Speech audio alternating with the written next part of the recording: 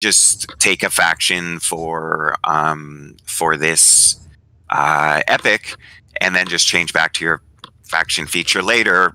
As far as I'm concerned, you don't even have to update your character sheet.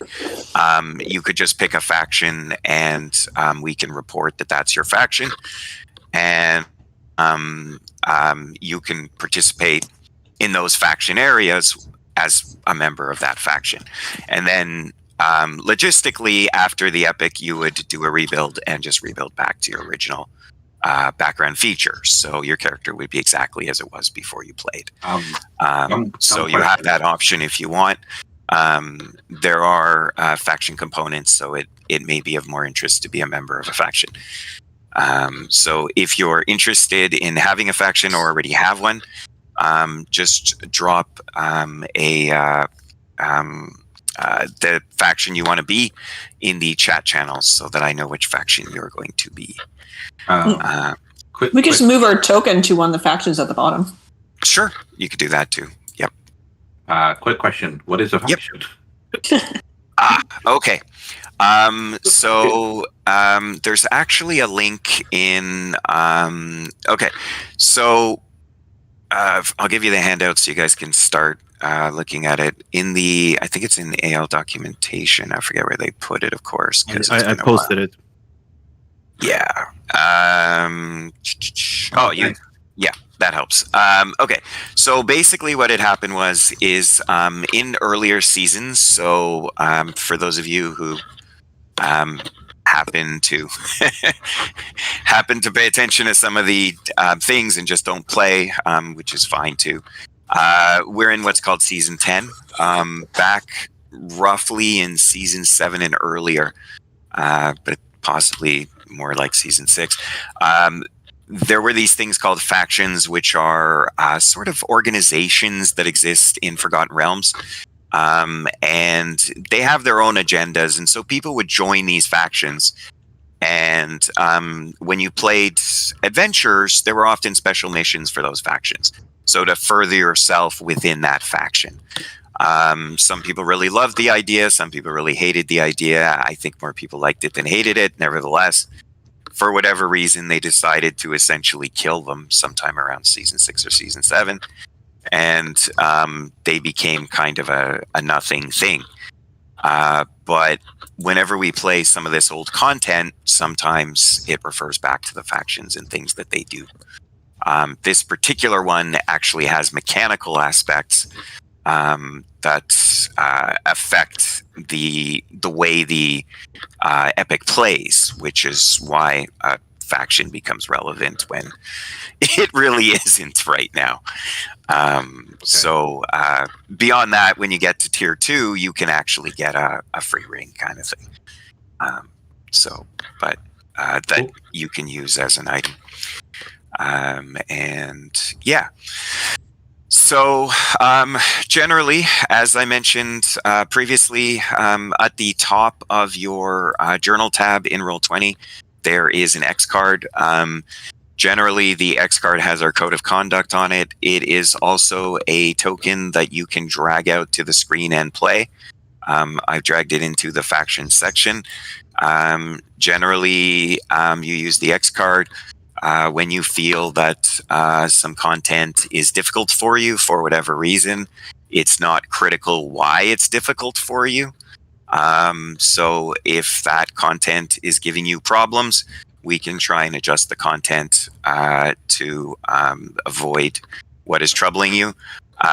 It is more important to know what is the problem, what is the content that causes the problem, instead of why it's a problem. So you don't have to explain it. You don't have to feel subconscious about it. We just need to know so that we can have a nice, fun experience. In general, it usually isn't necessary, but when it is, that's what it's there for. In addition, of course, the code of conduct is to try and ensure that we have a nice experience. Also in the room, I readjusted the room a bit if some of you were in very early, because some of the stuff you may not need very often. So I popped them in folders to help make it a little less busy. you'll see where it says AL documentation. Those are basically just rules of AL.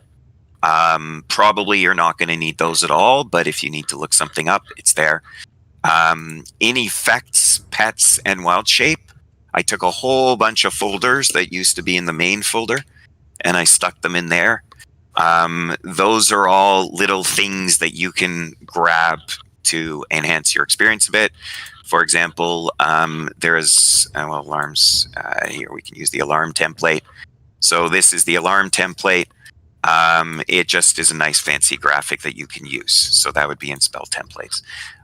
You don't have to use these things. I can adjudicate using what's called the token method. Generally, I lock everything to grid. So if you can plop one of those symbols down and lock it to grid without rotating it, you're good to go. So someone pulled out a hypnotic pattern there, for example. I think that was. It was Fairy Fire. Yeah, Fairy Fire, yes. Those are like I knew it was one of them. It's one of them like fun the two ones. I'm using. Okay, I'm a Drow, Fury Fire, and Darkness. If you're a druid, there are wild shape ones, so you can just grab those for creatures you want to become. And if something comes up, worse comes to worse, we'll work without them. I don't really care. We can play with them without them, whatever makes you happier. Okay, so we're going to need to pick a squad leader. The squad leader is going to be need to be watching Discord. And should probably have their notifications turned on. For those of you who have played Epics before, the squad leader has a lot of similarities to a team captain. And in effect, it is what the team captain is. But because of the way the Epic is written and everything, we're calling it squad leader according to the Epic. But it is the equivalent of the team captain for those that have played before. Whoever is the squad leader should not be one who will also be planning to volunteer to go to any special table. For I think it was Adri said she hadn't played an Epic before. Yes. Yeah. So the special tables are basically when we get further on in the Epic. There are points where you're going to get a chance to go to a harder table and take on a great challenge to try and help win the Epic. So the people who choose to do that, of course, will probably be at greater risk of getting killed as well. But, it might come with rewards or other benefits. So some people really like to do it. Some people just like to do it because, they want to be the champions, which is fine too. But for whatever reason, people sometimes go to the tables. So the volunteer that does that can't be the team captain or the squad leader, because that person needs to communicate to me what the administrators are saying, because that's one of the key jobs of that person. Whoever is the squad leader, I always encourage the person, if you're told something that is supposed to go to the DMs, tell me right away, cut in if necessary, because mostly they don't tell me things, they don't tell you to tell me things unless I'm supposed to know it. So if they relay anything, make sure, we find out, kind of thing. Is anyone want to be the squad leader? No. No. Deafening silence. I'll volunteer. Rampant Victory. Sure. Okay. Sorry, so which person is this? Rampant Victory. Okay. All right. So Thank you. I'm playing off of a laptop, and dual screens is not going to work well. Okay. I've got a great setup for dual screen, so I can I can handle that. I don't like it. I might screw up, so I don't want to do it. Yeah. Just kidding. Okay. I might screw up too, but just y'all got my back, right? It wasn't me. Something else happened. Cool. Okay. And I got 6 of you in chat. Okay, let me just update the next thing. Sorry, I just have to brief them because they're asking me questions on things. Okay. Okay, so that's I like the chicken. I like Pablo chicken. Rampant victory. Okay, yeah, and that's also your name, so that works. And okay, and let me see what we've decided on factions. Okay. Let me get my chat window over here because that'll make it easier. Okay, has anyone chosen a faction, or or is everybody opting out? If you have, just type it in the chat for me and roll 20. Oh, okay. And because I'm going to relay that, so they're going to want to know it. So Yeah, I'll temporarily pick Harper for now. sure. Save someone dragged me along. Oh, it's Kitty. It's usually how it works. Yeah. I was like, huh? Oh, whatever. Go ahead along with the flow. So it's like, yeah, there's a team meeting. You come here, and you're like, oh, okay. All right. Where are you guys? Oh boy, they buried something in a place I have to pull out. The fun of being a DM. Yeah, the fun stuff. All right. Okay. Yeah, they made a whole massive sheet here that cause why do I have 50 million other things to look at? Why not give me something else to look at? Okay. According to my sheet, I have two of you that bought rerolls. Danny, or Jikan, sorry, and Pablo. If anyone else did and does not have credit for it, let me know. I'm probably gonna don't remember to use them. So if people wants them, just shout out. Reroll. Rampant Victory has 4 as well. Okay. And Pablo and I will probably share our 10.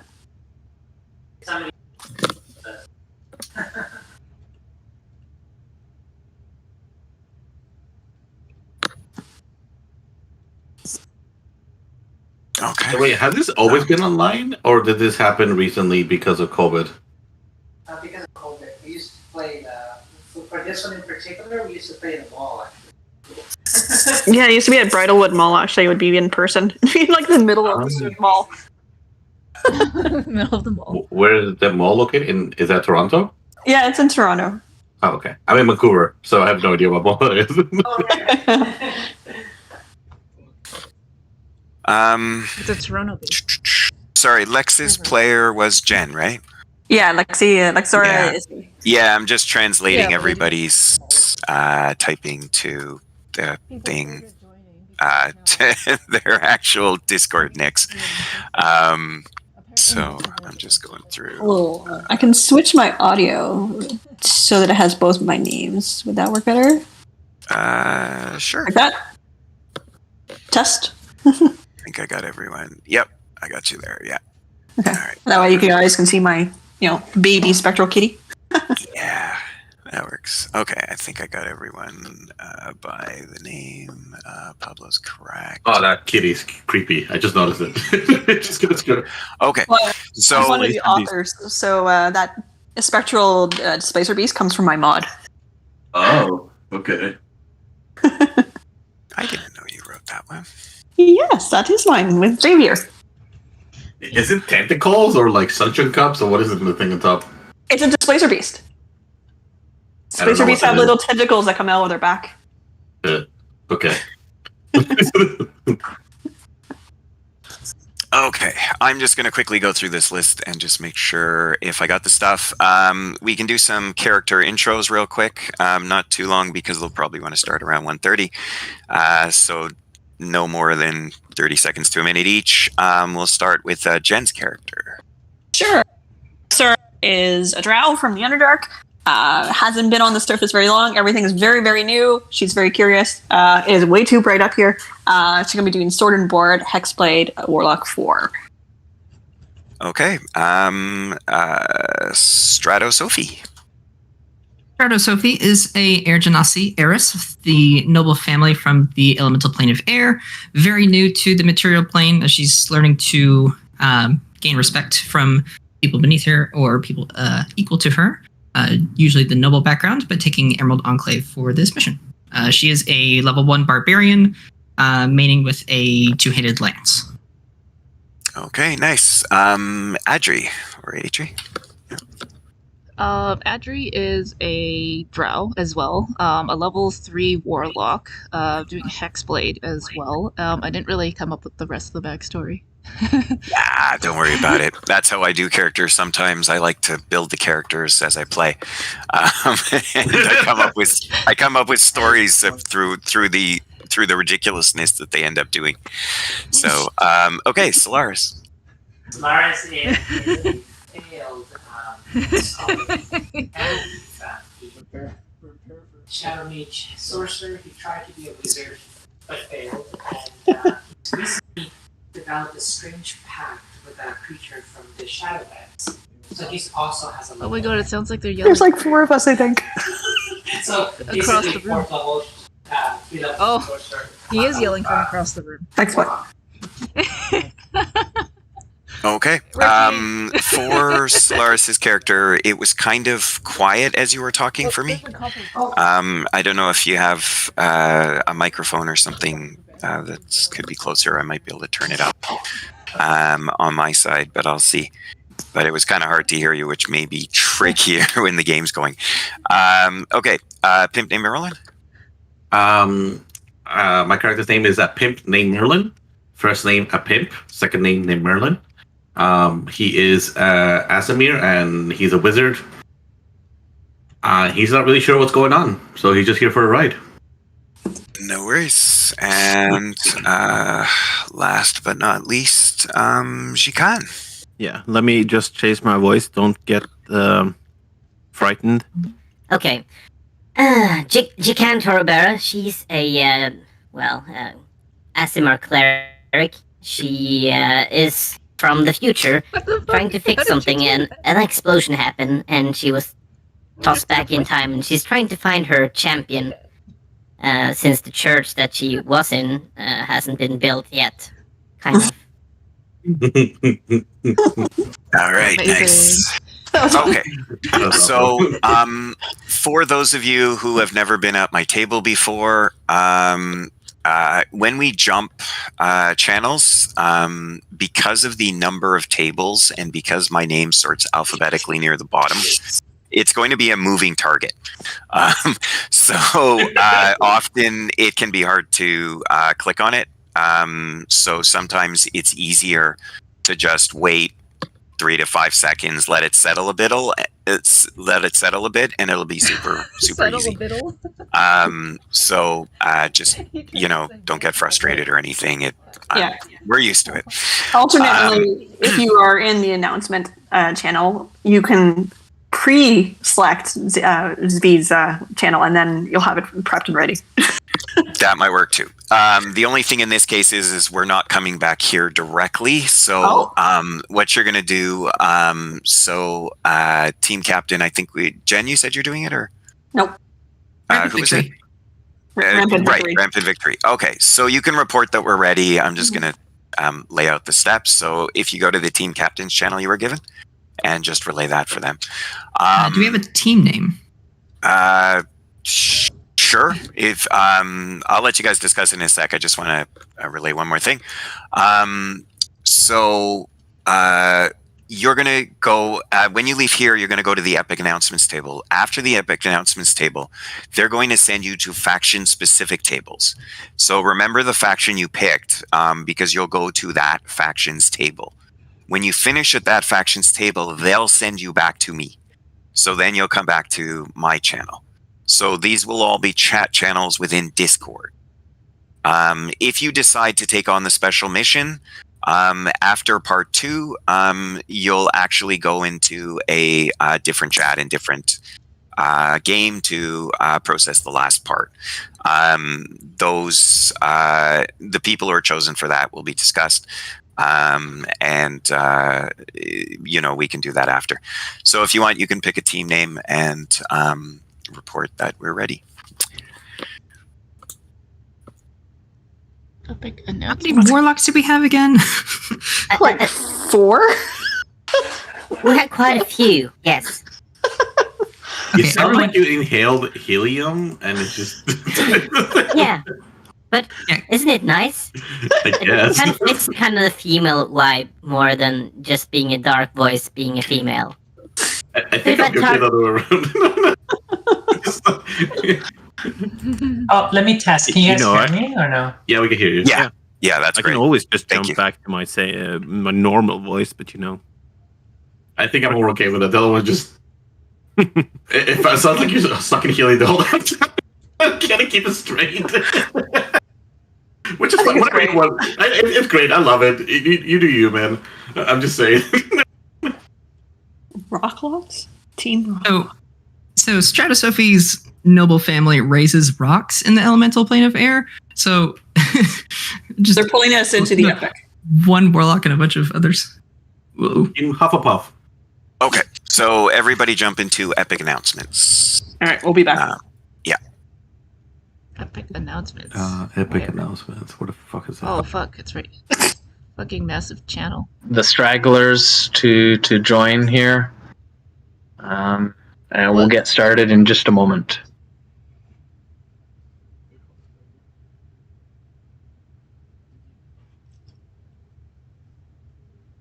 Oh shit! There's a lot of people. Ooh. Okay, I think we can drag everyone else in.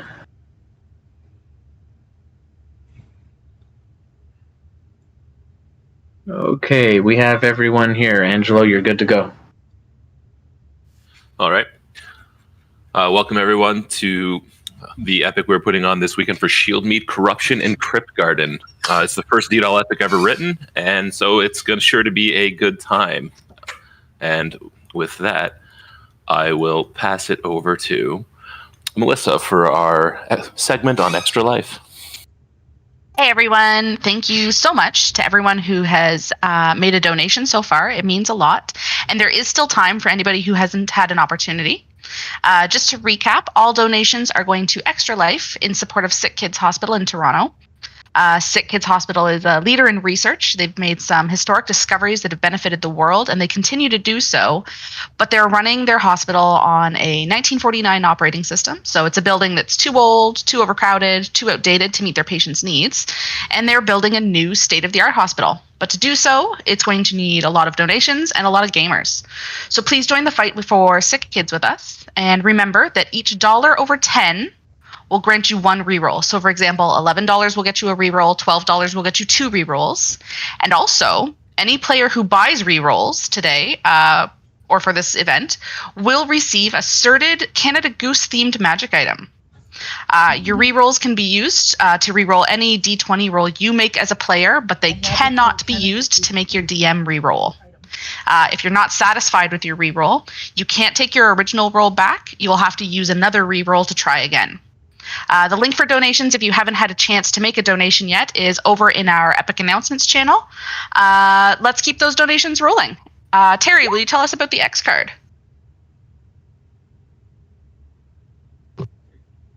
Yeah, I'll jump in and talk about the X card. Sorry, Jeremy, my bad. No, it's all right. I was just being disconnected and connected there. I was a little worried, but I'm good. Unite the Faction is all about inclusivity, and we are all about building a community. And as such, we don't want anyone to feel as though they do not belong and are not welcomed. And that goes for game content as well as gamer behavior. So if at any point in time something in the game happens that causes distress or something that is not to your liking, a phobia, perhaps of a particular creature, it could be as simple as you'll find an X card located in each of your D20 rooms. All you simply need to do is just simply drag that card onto the game board, and game will pause, and a resolution will come. It can be simple as reskinning a creature to another one if something is causing you difficulties. We want everyone to have a fantastic time. We want everyone to feel as though they belong to this amazing community that you all have created and have built. And we want the tools necessary to be available to you to be able to facilitate that. Jeremy. All right. Thanks for that, Terry. One last note.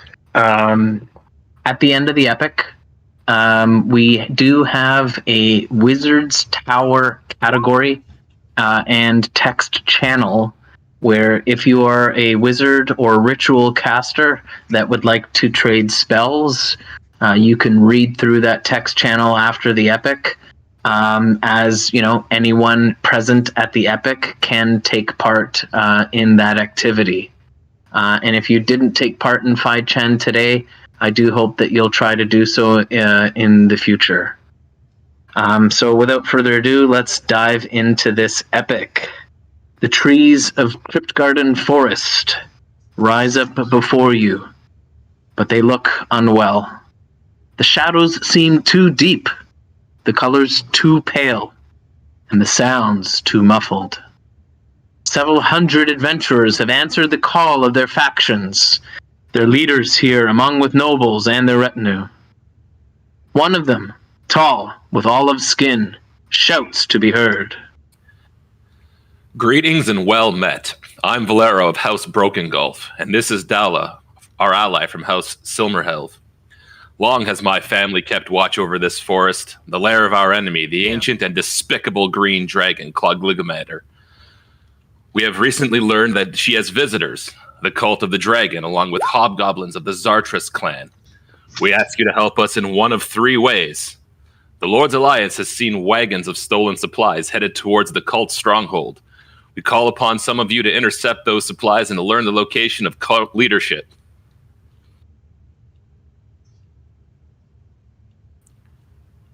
At that, Dala Silmerhelve steps forth, continuing.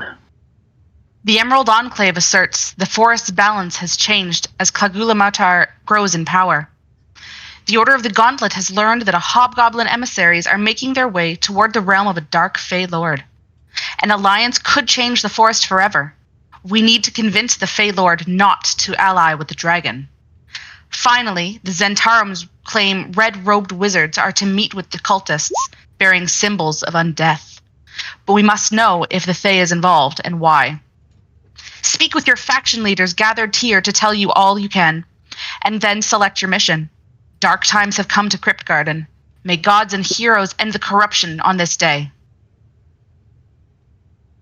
Valera will share some more as to the missions ahead.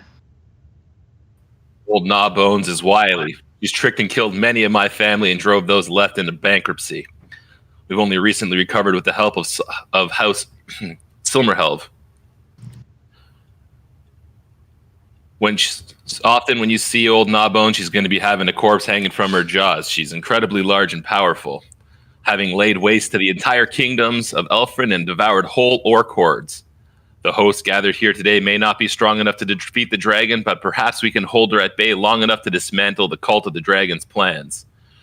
I hope these three missions will provide information needed to launch an attack on the stronghold. It cannot be left standing at the end of this day. This cult worships undead dragons and seeks to convince old Gnawbones to become a Dracolich. So far, she's refused their offers, but we can't let them continue to press that on, or else she will become even more powerful. Dala, you got anything else to add? The Zartras Hobgoblin clan has long served Clogligomator, at times acting as her emissaries. So there's a bit of a philosophical divide within the cult. Those loyal to the old cult cling to their worship of Dracoliches and pursuit of creation. The new cult, however, seeks to bestow Faerun upon Tiamat and living dragons who will rule. I don't trust the Zentarum, although the Lord's Alliance tells me we must unite against the threat. Red Wizards of Thay are very dangerous. They often divide themselves by school of study, such as illusion and necromancy. Thank you much for sharing all that information with the adventurers here. But I hear that the leaders of each of the factions are actually present and have some more information for those that are members of those factions. So, For those people that are members of one of the 5 factions of Faerun, we have set up additional channels that can be used for the next 10 minutes where you can glean more information as to special missions that might happen over the course of this adventure. Please make sure that you are at your table within 10 minutes to start part 1. People can break into those rooms or go directly to their tables. Their choice. If you're not a member of a faction, you can feel free to join any of the faction channels where you can hear from your faction leaders. So DMs, you're free to go to your rooms, or if you're one of the faction leaders, you're free to go to one of the faction rooms. Good luck, everyone.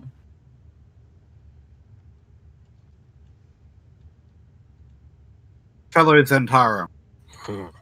Yeah, the family. We're gonna run this one. This is our.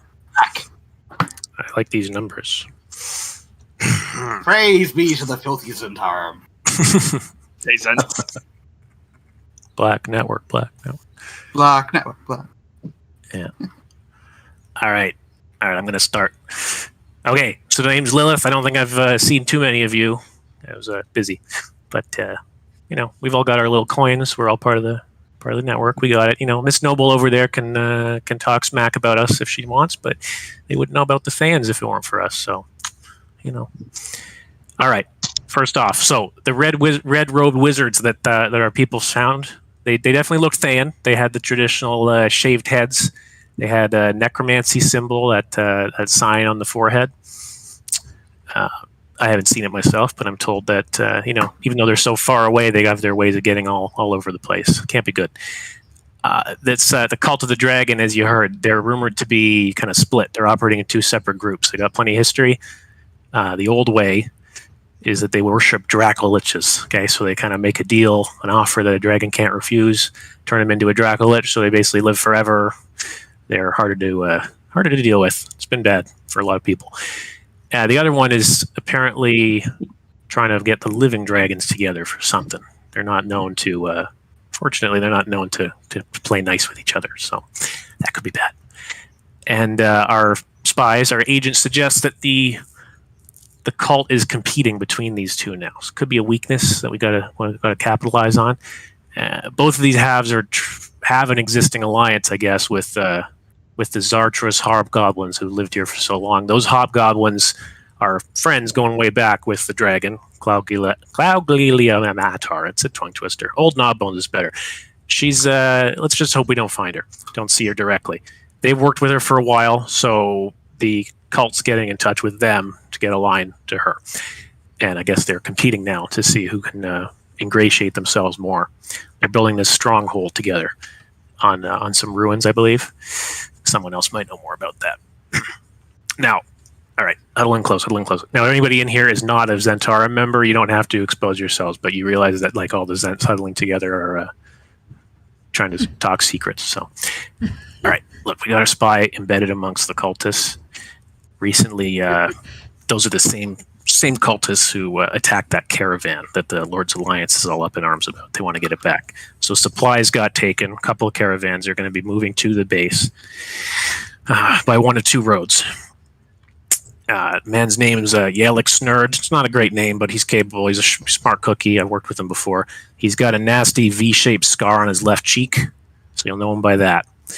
And let's just say if he's alive, he's got info that we don't want leaving the family right now. We want to make sure that stays with us. Need to know basis. So if you find the guy, make sure he stays safe and make sure he can get back to us. He'll probably be a little skittish after all he's been through. This person, but he's the spy. Okay. Yeah, don't let him fall into enemy hands or He gave him the name. Hands. He gave us the name, but I forgot. Okay, for the rest of you who are going after the cults and the mages and such, figure out the real reason behind the cult's presence here.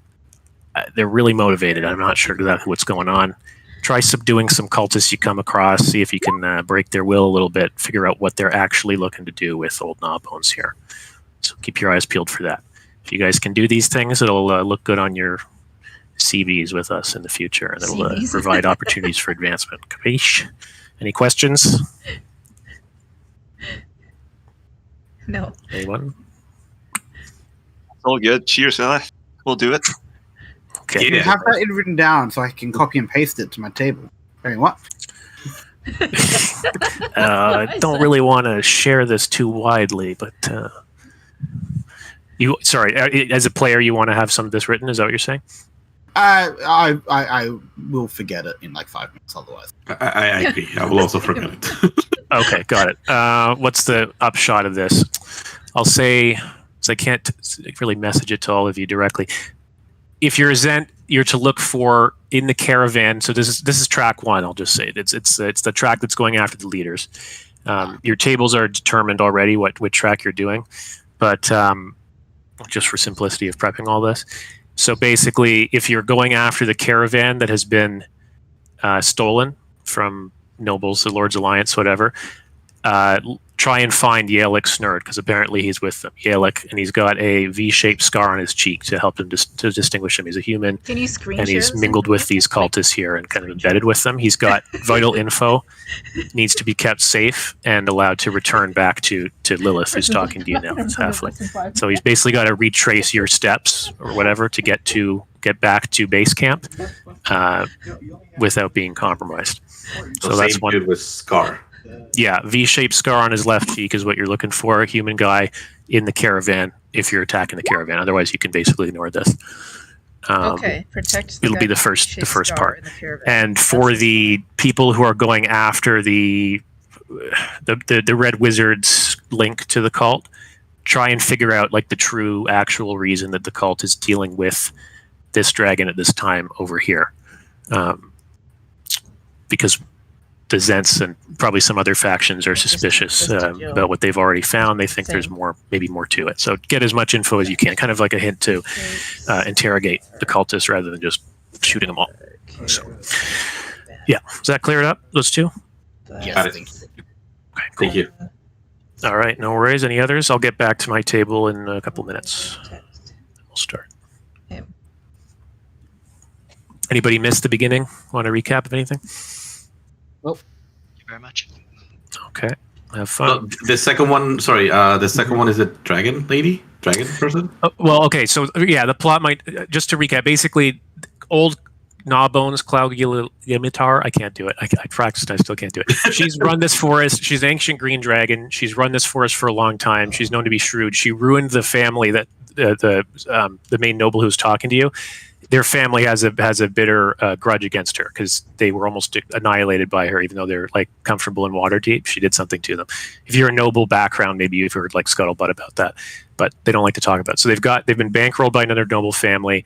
They're the ones who helped get this whole thing together, and the factions are now like providing the foot soldiers to do this. And you can assume that basically you're looking to learn everything you can about this stronghold and then spring an attack on it and stop it from being completed, because it will be a powerful foothold here. I didn't talk about the Fae thing, but some of you are going to be off in your tables going off to prevent the hobgoblins from forging a bond with an unseelie Fae in this area. The Ventarum rep doesn't know that, but you'll see that at your table.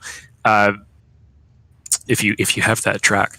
Basically, it would be bad news if the spooky magic in the forest was fully aligned with the hobgoblins and the dragon, because right now it's kind of its own thing. And the cultists are the new players in town. They're split between two factions themselves, who are kind of competing to get in the good graces of the hobgoblins. So it's a lot of moving parts. Sounds more complicated than it ends up being, but okay. Yeah. So got it. But there's an ancient green dragon out there who would annihilate all of you guys if she showed up. So we're looking to do this under her nose before she can do anything to stop it. That's why everyone's so hush hush. Okay, that makes sense. Yep. Okay, cool. Thanks. Cool. Keith. Enjoy. Bye, guys. Bye. Thanks. Mm-hmm.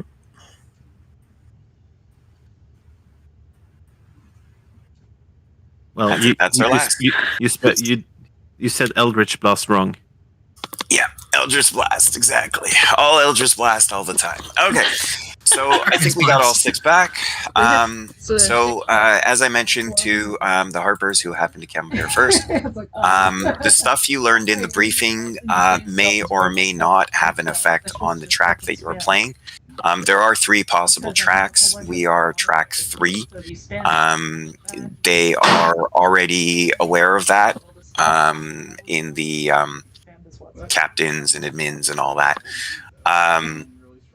So that part's already been decided. Some of the stuff you heard in your briefing may come up in the encounter, and there may be some objectives that you're trying to meet.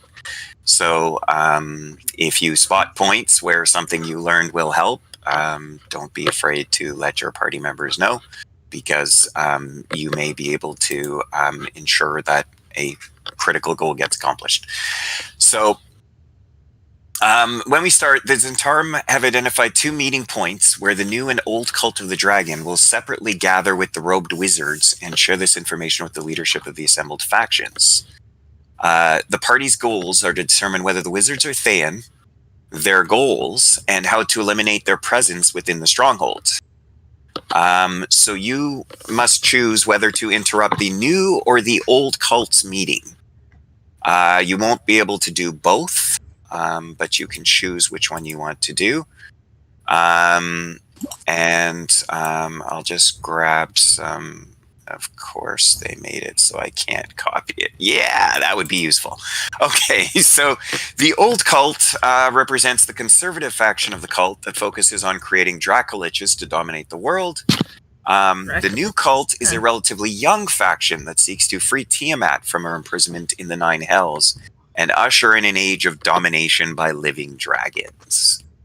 So you get to decide which cult you want to disrupt, the old cult or the new cult.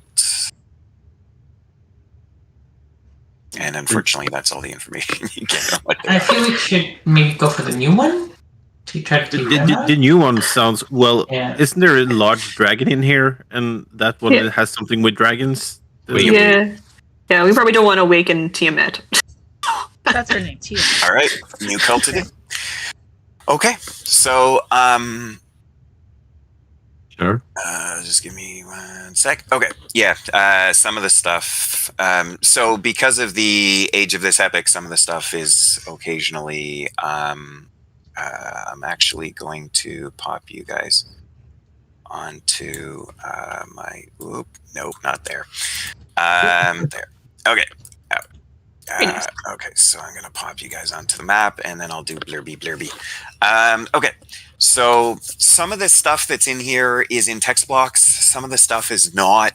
Sometimes I'll be reading stuff not in text blocks, so if I pause temporarily, it's sometimes because I'm reading over something, whether it's going to be pertinent or not. So you're traveling through the Kryptgarden forest, just for funsies. This is a picture of the Sword Coast, and the Kryptgarden forest is down here in the bottom right. So you can see some of the normal areas you might have heard in AL Adventures before, like Phandalin, or some of those lovely places that happen to be nearby. And 20's jumping around on me.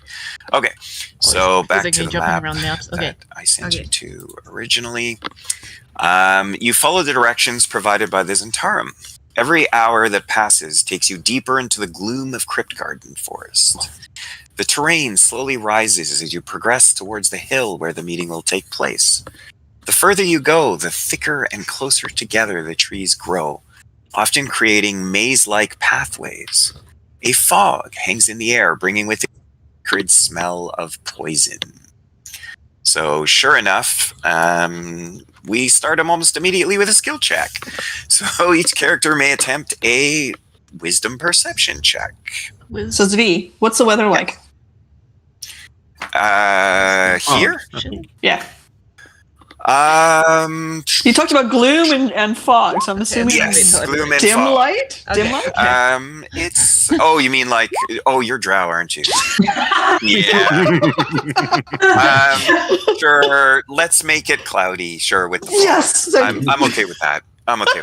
Sure. You talked about gloom and fog, so Yeah. You threw me off at the moment. I'm like, do you have a control weather spell at this level somehow? I'm like, No. But I think two of us are that's drow, so. Yeah, I remember when I reviewed. That's right. Yeah, no, it's fine. I'm good with it. I being, actually don't know too much about dark drows. enough that your I sunlight forgot. sensitivity is fine. Super All right. dark vision. So the DC on this Sunlight was only 10, sensitivity. so it looks like I just I about don't like everyone sunlight. made it. So all of you would detect the foul smell of rotting meat coming from your right. So They're fucking you can vampires. investigate that, or you can continue down the path, depending on what you want to do. Yeah. Well, in D&D. Are we facing north or south? Sunlight. Sorry? They don't burn. This would be south. Yeah. That would be south. Yeah. On standard maps, north is always up. Generally, yes. Yeah. The other reason you would be going downwards is because Me and the other the girl stuff to your fucking built right, the same. I placed in the top left corner of the mat. So that's another reason it's there. Okay, stealth is fine if you want, sure. Say that and then step on a twig. All right. So Way too many of these clank. tall mushrooms up here. All right. So do you wish to investigate, or you want to move on? Investigate. Yeah. All right. So Stealthy, you like, find, right, guys? You find this little guy over here in the top left corner. This fancy. Tiff doesn't. Rudolph. So yes. So you the smell of rotting meat appears to have led you to the remains of a deer, little more than cracked bones and some hide. So if you wish, you can investigate it, or if you want to look at anything else in the area. Can I poke it with a stick? Sure. And Sure. Well, apparently I couldn't spare him, so apparently he's dead. Okay. So you poke it with a stick. As you do so, you notice there might be something off about it. Like it sounded like there was a movement of almost like vegetation. Possibly there is something on the creature. I tell the rest of my team what you just said. Sure. And then run. Like there is something only moving. The only way. Want to check it out? Sure, I poke it harder, I guess. Yes. Okay. With a very large stick, a very long, large stick. Like I am like 11 feet at least. like It might be gases inside, and it might explode and stuff. So Well, that's why I have a large stick. Yeah, it You wouldn't could be roll bugs at all. investigation or nature. Anyone who's checking it out. I can check in with medicine. Yep. You also notice tracks Short swords and crossbow. nearby. I should I'm cross checking the class animal. rogue. Sure. It's Okay. dead, right? You notice that there seems to be some type of green moss growing on it. It looks like it was present while the creature was still alive. Perhaps it is some form of corruption that has occurred on the creature. Green moss copy. Can I pick it up with my stick, the moss? Sure. Yeah. You kind of like scrape off some. It looks like it's just moss, but it looks like it's it definitely doesn't look like it should appear on the hide of a creature, kind of thing. It doesn't look like it grew after it died, kind of thing. It looks like it was on it before, so it is kind of curious. Yeah, that's nice information to have. Maybe it's not green mist that sleeping fool told us. Maybe it's green moss. Yeah. Someone slipped. Well, Maybe possible. Are you supposed to collect it? Emerald Clave leader, no. He tried to tell us how we can find the corruption. Okay. He just told us green mist, and he might have just said the word wrong, and actually, apparently, had to say green moss. So now we know. Do we do Or anything? it might be both. Do you need to collect some of it as evidence, or? I think it's fine. He Like, just can said, we- "Don't kill the Fae," and this guy is already dead, and I don't think he's Fae. So No, it's easier. Oh yeah, Don't and, slay the Fae. we are Alex? trying to make friends with the king or whatever, so we should probably, definitely not kill the Fae. Yeah. Well, we Or- probably don't want to leave this out then. If it's a corruption, it might corrupt other things. Why don't we bury it? Ooh, can I do a firebolt? Sure. Yep. You're Oh, burn one it. sec. Let me just step over here. Yeah, burn it. Burn everything. Yeah. Pretty good. Firebolts not can burn be thrown everything. at objects, and a corpse is an object. Yeah, let's so not if you want, you burn could the just forest. endlessly throw firebolts. well, at don't it. burn the forest, Hold please. on, Let's is- drag him out first. Yeah. Is the whole area flammable? Like, will it? Just It's maybe drag it more- onto the path or something like that. where touch it's it. You just can put stone. it in a safe place. But Sure. don't touch it. Get in Touch it with a there. stick. Touch it with drag it with a stick because you don't want to touch the moss. We have rope, people. We have rope. Yep. You're able to tie some rope to it and move it over. I have some magic rope. It's safe. It will do it for me. Come on, As you're climbing dragging rope. it over, you notice that there are tracks of some sort of animal nearby that seem to have may have done this. Like what kind of animal? Like how big a You tracks can are roll we talking? wisdom survival. I glance around at my party and say, I have no idea about this upper world, but I will try. Sure. Yeah, And that's you what I roll got. 19. Oh, well, Hey, Right. hey, maybe I'll encounter one of these. You identify the animals as wolves, and there's Wolves. potentially one larger wolf, perhaps a warg or a dire wolf. Yeah, we should get out of You here. suspect this might be their hunting ground. Oh. How Fun. recent? That survival was a pretty good check, actually. How recent is this? It looks like it was pretty recent, actually. Minutes, hours, days? Ooh, within the last couple of hours. Okay. So they could be very close. Still pretty close. Okay. Okay. Okay, I threw my firebolt at it, especially where the boss area was. You are able to burn it pretty easily. So you have neutralized it. The moss seems to burn, so it obviously isn't brown moss and is not replicating, so you're doing pretty good. I think it's brown moss is the right one.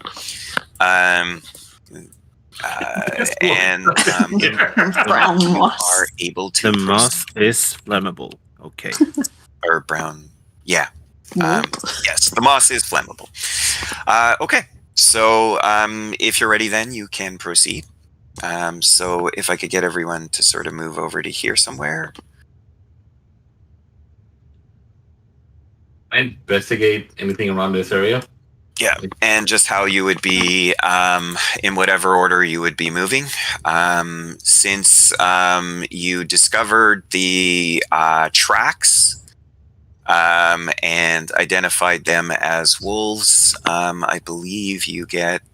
I think you actually, you have advantage on your wisdom perception, so you'd have +5 to detect the creatures. So everyone can roll initiative. Already? We're fighting already? Oh, wow, that's a that's a really good roll. That's my only roll for the day. Okay, well, I'll take my 9. Of course, I didn't add my macro to the room. Give me 1 second to quickly grab my initiative macro, because otherwise I'm going to be going nuts all night. Or all day, technically. Sorry, I usually do. well. It's night here, so it's working. Yes, that's why I said it. That's the excuse I'm going with. I knew it was night, right? Yep. It's night somewhere always. Somewhere. Yep. It's 5 o'clock somewhere, right? Is everyone else seeing decimals on their initiative? Yeah. That's just a tiebreaker. Yeah, Yes. that's an option. It's used for tiebreakers. I don't really care for the thing. You can use them, you cannot. Generally, the way I do it is if you tie on the actual roll, I go with the actual rules that say it's player choice. So you can decide between the players. If you tie with a monster, it would also be player choice. So you would then get to choose whether you want to go before or after the monster, and I'll just adjust accordingly. My Ooh. initiative is not there. Yeah, that didn't do what I wanted. Wow. Okay. I need to all roll right. again. Just roll again and just. I'm type going in to get 20. everyone to re-roll anyways because I screwed up. Sorry. Just make sure you click on your token. Good. Yeah. No, click on your my token before the. Yeah. What'll allow you to do though is if you No, like I your went previous from roll, 42 you to can just 7. keep your previous roll. And Since we didn't. yeah, that's fine. So we'll just consider you to have advantage on initiative because it is not your fault the DM made the mistake. So that is fine with me. Where did mine go? Okay. I'm sorry, It disappeared. You also got to click on your token. Lexi, yeah. Yeah, now I I got did the click on right my- number of creatures. Did click on my I had token about, though. I had Weird. about 20 creatures on the initiative We'll order. try it a moment again. ago. You're there. Ugly. Okay. Now I am. You're at the bottom. So you all have passive perceptions with +5. So let me stack to quickly roll a stealth roll. 18. Okay, of course it's high. Why wouldn't it be high? All right. Does anyone have under a base passive perception of 13? I have a 12. Okay. So anyone under 13, you are surprised. Everyone God. else is fine. Well, I guess with the +5 though, that would make it above. Is it with the +5 or? Yeah, but I said 13 because 13 plus 5 is I know 18, the initiative so. disappeared. Don't worry about that. That was on purpose. Yeah, I said the +5 because sorry, I said 13 because the +5 would make it 18, right? Which is what the monster rolled. Oh, okay. All right. Yeah. Then yes, so that's I am already below. taken into account. I am surprised then. Yeah. And let me just pop back up the initiative and let's get going. Okay, so Solaris, you actually won initiative. Okay. So But I'm surprised. So how do I? So I just don't know they're there, or? You're one of our surprised people? Yeah. Okay. Then it will be Lexi. So you hear growling from all I'm also around. surprised. Also surprised. Wow, the two people who rolled the highest. Okay, nice. So Pimp named Merlin. You see wolves all over the place. I'm also surprised. Sorry. Yeah, all the persons are surprised. All right. Oh, That makes the DM job easy. Okay. So It's all of us that's after the first wolf, we are not surprised. all right. This little wolf sort of charges in here and sort of positions itself by Merlin. And it looks like it is readying an attack. So looks like it's waiting for something. Might be another wolf to show up. So that would make it Statosophie. Let's see. We talk to wolves? Is that a thing? They don't talk back. These guys, no. Generally, it can be. These guys look all corrupted and evil, and they look like they have moss in their eyes and nice red eyes and stuff like that. They look like they're quite messed up. They don't look like. They look like they're corrupted wolves. Sorry, Statosophie. Yeah. Oh, sorry, you did roll. Yep. 12 does not hit, unfortunately. Anything else for Statosophie? Oh no, 12 was me. That was me. Sorry. I rolled. I pulled fireball by accident. Okay, gotcha. Okay. Just ignore that. It never happened. It never happened. Does the 17 hit? 17 does. Yeah. And 6 piercing damage. Okay. Oh wow! Does everything automatically? That's fun. Okay. Wow, this thing rolled a lot of hit points. Okay. Done for Statosophie then? Let me. Any bonus or move? Nope. I'm gonna stay there. I already stepped a few feet back. You can. Hi there, buddy. I'm sorry I have to do this, but you know, the times are like this now. punk. I'm just gonna mace him. Nice. Okay, and that hits, and he takes damage. He's getting hurt, but he still looks pretty strong at this point. And, any bonus or move? Bonus action, I will wink at him.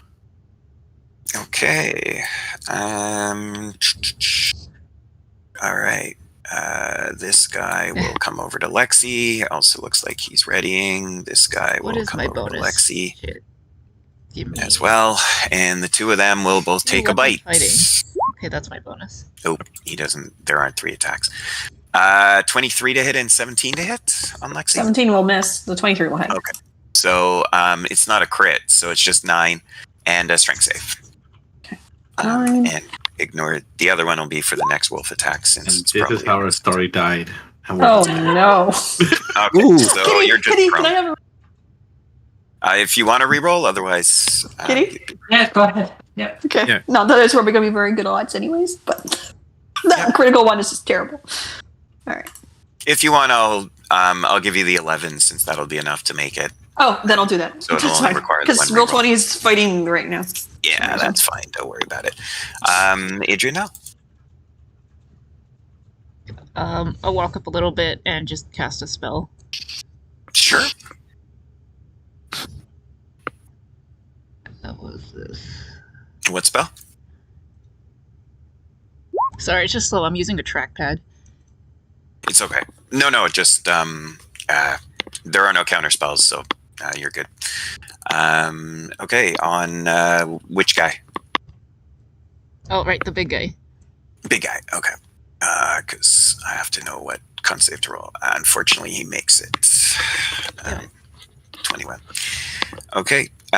So these guys. Okay, actually, lordy. Yeah. Okay. This one will come here, and his buddy just happens to follow him, so he'll come over as well. The two of them will attack with advantage on Adrian now. One's a crit, unfortunately. So for 12 damage and a strength save, and the other one is only a 12 to hit, which I don't think hits you. Yeah, that misses. So 12 damage on Adrianelle and strength save. Have to be prone. And then Solaris. Nope. Everyone should have had one turn, either surprised or otherwise. Correct. Okay. Oh, good. okay, sounds good. All right, those are big wolves. All right, I pull out a little gem and I begin to form, and I shoot a bolt of fire that sort of splits into as I cast Chromatic Orb, but I twin it. So I twin.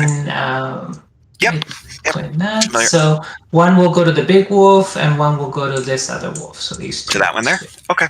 This one and this one. So you and can it's roll fire. those. All right, here we go. So this is the fire to the big wolf first. Yep. Nice. Oh shit, that's critical. Beautiful crit. All right, nice. And then to this wolf over here. You seem to have heavily wounded it. It looks like it's getting close to death. And yeah, that sounds about right. Actually, you know what? I'll use one of my rerolls just because. Okay, why not? Sure. I can hit it. Yay! Okay, that's 17 to that. Whoa, holy Jesus, the math. Yep. Yeah. So that hits, and you kill that one. Ooh. Nice. Okay. Solid round. Oh, sorry. Reminder. This is historic. Everyone starts with inspiration and a free potion of healing. The potion of healing is a use type situation. So if you don't use it by the end of the adventure, it goes away. This is true for all your first level adventures, but the one that applies for this adventure would potentially go away. So you have access to that. All right. So And after I'm done. Solaris- Yep. Yep. Lexi. One of the wolves in front of me died and rolled over and showed up its belly. So I will attack its partner. Sure. Let's go over on this one. Nice delay, but Ildrune, yeah, so that would apply. That kills that one. Just move him out of the way before I put the X. Anything else for Lexi? I'm just going to change my spacing a bit. Okay. 20, so Merlin then. Around there. I will attack the giant one with Firebolt, please. Sure. It'll be disadvantage though because you're within 5 feet, so you would have disadvantage because it's a ranged weapon. Can I do something else then? Yeah, sure. Can I cast? Sorry, can you what? Sorry. I'm gonna cast.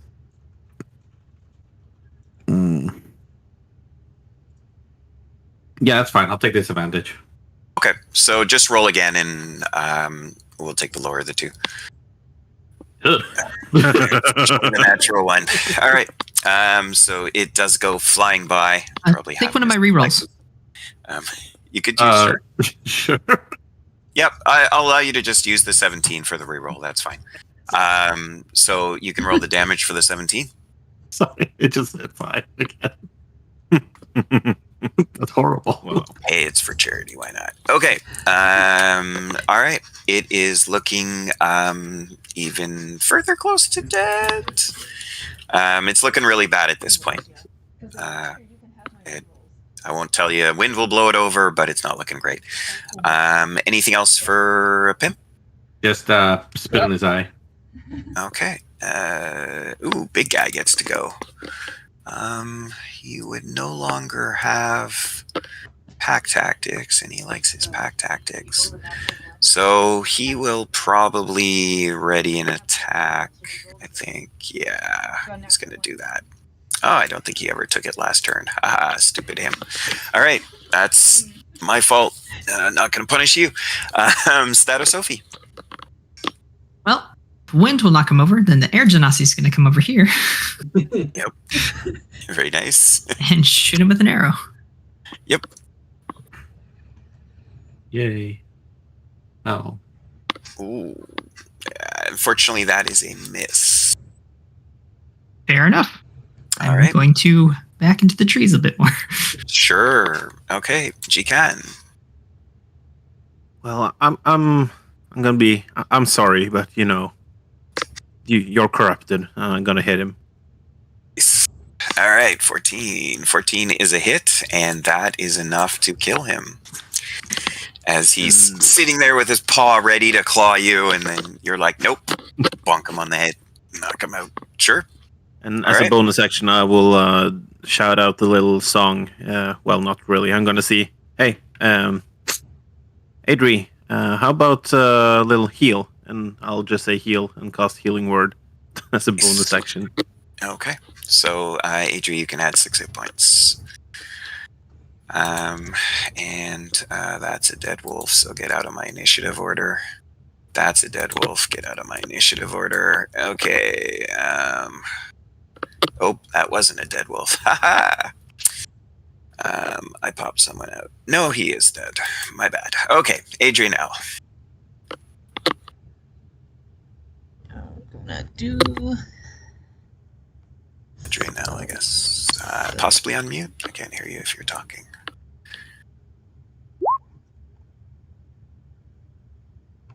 Okay, you gave me an Eldritch Blast. All right. It'd be disadvantage, so that'd be 15. 15 is enough, though. So just give me the damage on it. 7. Okay. That is enough to kill that one. So that one's dead. And anything else? No, all good. Okay. This guy doesn't have advantage, doesn't have anything fun to play with. He's just going to try and bite. Oof. 23, unfortunately, so that'll be 9 damage. Don't worry about this saving throw right now because, yeah, you can basically just stand up after. So just take the 9 damage. Because with only one wolf left, no one else can attack you before you can stand up. So it's irrelevant. Just take the 9 damage. So this guy's dead as well. So get out of my initiative order. Okay, Solaris. Okay. I guess I will Eldritch Blast this one over here. I guess seems to be a thing to do. All right, here we are. So, sorry, went to the wrong. Cool. Could So yeah, I shoot him for fun. All right. I'm done. All right. Lexi then. Yeah. I'm gonna move over 5, 10, 15, 20, 25, 30. He's still up. He's still barely up. He's doing pretty good, actually. But they didn't have as many hit points as the big guy did, so pretty good. May not be that many hit points. He's still standing. Let's do... I'm also going to Eldritch Blast him also. Sure.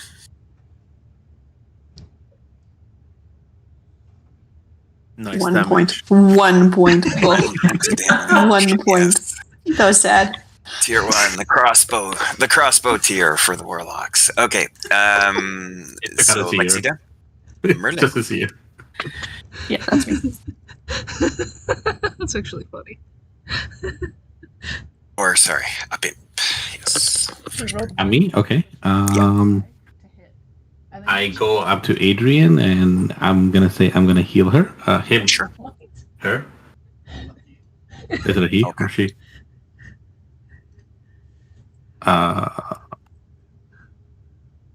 With lesser restoration. Oh, that doesn't actually. That just clears conditions. Blinded. Oh, deaf, okay. and Sorry. poison. Yeah. Oh, my bad. Okay. In that case, I'll just do a firebolt like I always do. Sure. Yeah. Not to Adrian. The wolf.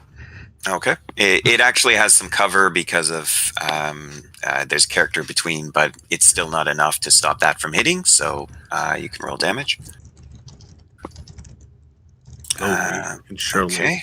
Now it's looking pretty bad. Okay. Hey, he gets another turn. All right. So I'm going to assume HG. How did he get another turn? He shouldn't have. It's the dire wolf. Oh, that's the dire wolf that died. That would explain why it didn't make sense. Status Sophie. I was wondering how it got around to him already. Let's over here and try another arrow. Sure. There you go. And I think that hits. Yep, it does. And that kills it. So I'm just going to move these over here. Okay, so you've managed to remove the wolves. I was ready to die. Stat blocks, because my positioning. Anyone who's done this knows the stat blocks start to get in the way after a while. Okay, so you managed to clear them out, and they all work. Should we burn these one as well? Just do they be sure. do they have the corruption also on them? They do seem to have, yes. So if you want, you can burn them. Okay, so those of you with fire or just with firebolt can just blast the hell out of it until they all burn. So that's fine. You can do that in a safe place too. That's okay. Does it seem like a curse or a poison or anything like that? It's some type of corruption. It's hard to tell. It's definitely magical, but it's hard to tell from just the investigation. With regards to your original question on the sunlight, in the forest itself, it's dimly lit. So you have all those nicely dim lit advantages. Yay. And several portions of the forest heavily obscure trees. Trees can be climbed, but it doesn't really give you much view. Occasionally there are patches of fog that can lightly obscure a creature within, so that might happen too. So the wolves are unnatural, as if corrupted. Their hair is mangy with green moss growing out of their skin. Their drool is dark green, so if that helps at all. Just curious about collecting it, whether or not it'd be poisonous. It doesn't seem to be, no. No. So I'm going to move you to another map as you proceed on. Okay, so you guys are down here. So a large hill rises up ahead. That would be up here. So I'm just going to be pinging. I'll move you back after. This appears to be the meeting site, which the Zentarum have led you to. One side of the hill has exposed rock, which would require a climb. So that would be over here. The rest of the hill is a gentle slope that is easy to navigate. From your current position, you can discern a clearing at the top of the hill. Back up here, of course, would be your clearing. Several humanoids are gathered near a black tent. Of course, I hadn't placed the humanoids yet. That's on me, because it would be based on your difficulty. So, okay, let me pop them up and I'll organize them. But basically, you see these guys. I just have to organize them a little. So these guys would be cultists? Some of them appear to be cultists. At least one of them appears to be a caster. They seem to be having a chat. Well,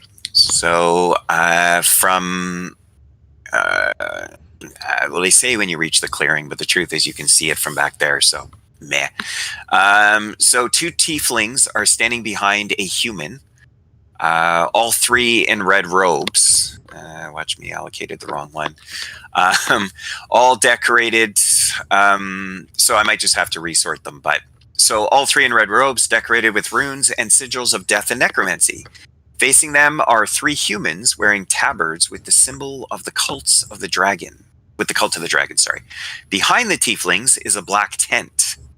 Three strange mounts are tied up next to the tent. On the map, we've put them in the corner. The creatures have a body similar to that of a lion, but the skin is gaunt, and the creatures have a deathly pallor. They have feathered heads and wings, but many of their feathers are missing. Ooh. So at this point, you can choose how to approach. As I mentioned, they have not noticed you yet. So you have some options as to how you approach. Stealth, people. Stealth. I also want to. Well, you guys are stealthing. I want to shoot the web, which I put up in the description of what it does. Sure. The only thing to keep in mind, though, is when you do cast that, that is going to draw attention to the party, which may leave you far back. If you want to be closer when you cast that, you may want to close in before you do it. Okay. So I guess we. If you just want to climb up, you can just borrow my rope of climbing. It will just get itself up for you. Sure. Yeah. Okay. How does it work? How does the rope climbing work? You just say, "Hey, tie yourself to the tree up there," and it will play. Oh, okay. It will go. So basically, the rope of climbing, it's actually a really cool item once you realize what it does. But you can literally just stand somewhere and tell it to go in a direction, and it will literally just extend there, completely defying gravity and everything. And it moves 10 feet around or whatever, but it's relatively quick. So in 5 rounds, you could have a rope, and it even making it easier to climb. So you could end up with a 50-foot vertical rope or horizontal rope if you need it in situations, which is really cool. But people rarely realize how useful the item is. Fun part, you just hold on the top and you say, "Go up," and you just fly up. And you're just way up in the air and be like, "Yep, my rope." And you'll get advantage on the athletics to climb it if you use that rope. So yeah. I'm just going to remove the initiative. If you want to climb up, you can just use that. I can't stealth. Okay. So you want to stealth up to the cliff then and climb the cliff? I'll give the rope to the one who wanted to climb up. I don't have. They're gonna hear me. How far is it from here to here? However far it is on the map. So they're 5-foot squares. So 15 feet up, I guess. Yeah, if you measure it. Oh, the distance of the rise. Yeah. Where did they bury it? I hate in these old modules where everything's all over the place. Would you believe that? Okay, the DM doesn't feel so bad about not knowing because they didn't put it in the adventure. Okay, so since they say it requires 2 successful athletics checks, So maybe 30? Yeah, they're only saying a D6 if you fall midway through. So I'm going to say it's not more than 20 feet. Because I can't see it being greater than that if you're only going to inflict a D6 on a fail. Yeah, and that way your climb would normally be 15. It would just require a second climb roll. Yeah, so that works for me. So we'll call it 20. I guess then in that case, I will wait until my companions figure out what they want to do, or they get close enough, and then once they get close enough, I'll cast web around 20-foot radius around them, so around here. Okay. Yeah. So as you're sneaking up, because they're distracted, and there's some sounds of the forest generally, you can you don't have to worry about the disadvantage from your armor because that would be a noise thing. And it's not a noise thing; it's a vision thing here. So there would be no disadvantage. And if the whole party's stealthing, you could probably roll with advantage because you're coming in from the trees. So I would say you probably have advantage. It's just going to be flat for me either way, since I have already disadvantage and I can't really get advantage on top on the disadvantage. It will only be flat, so yeah, I'm gonna try.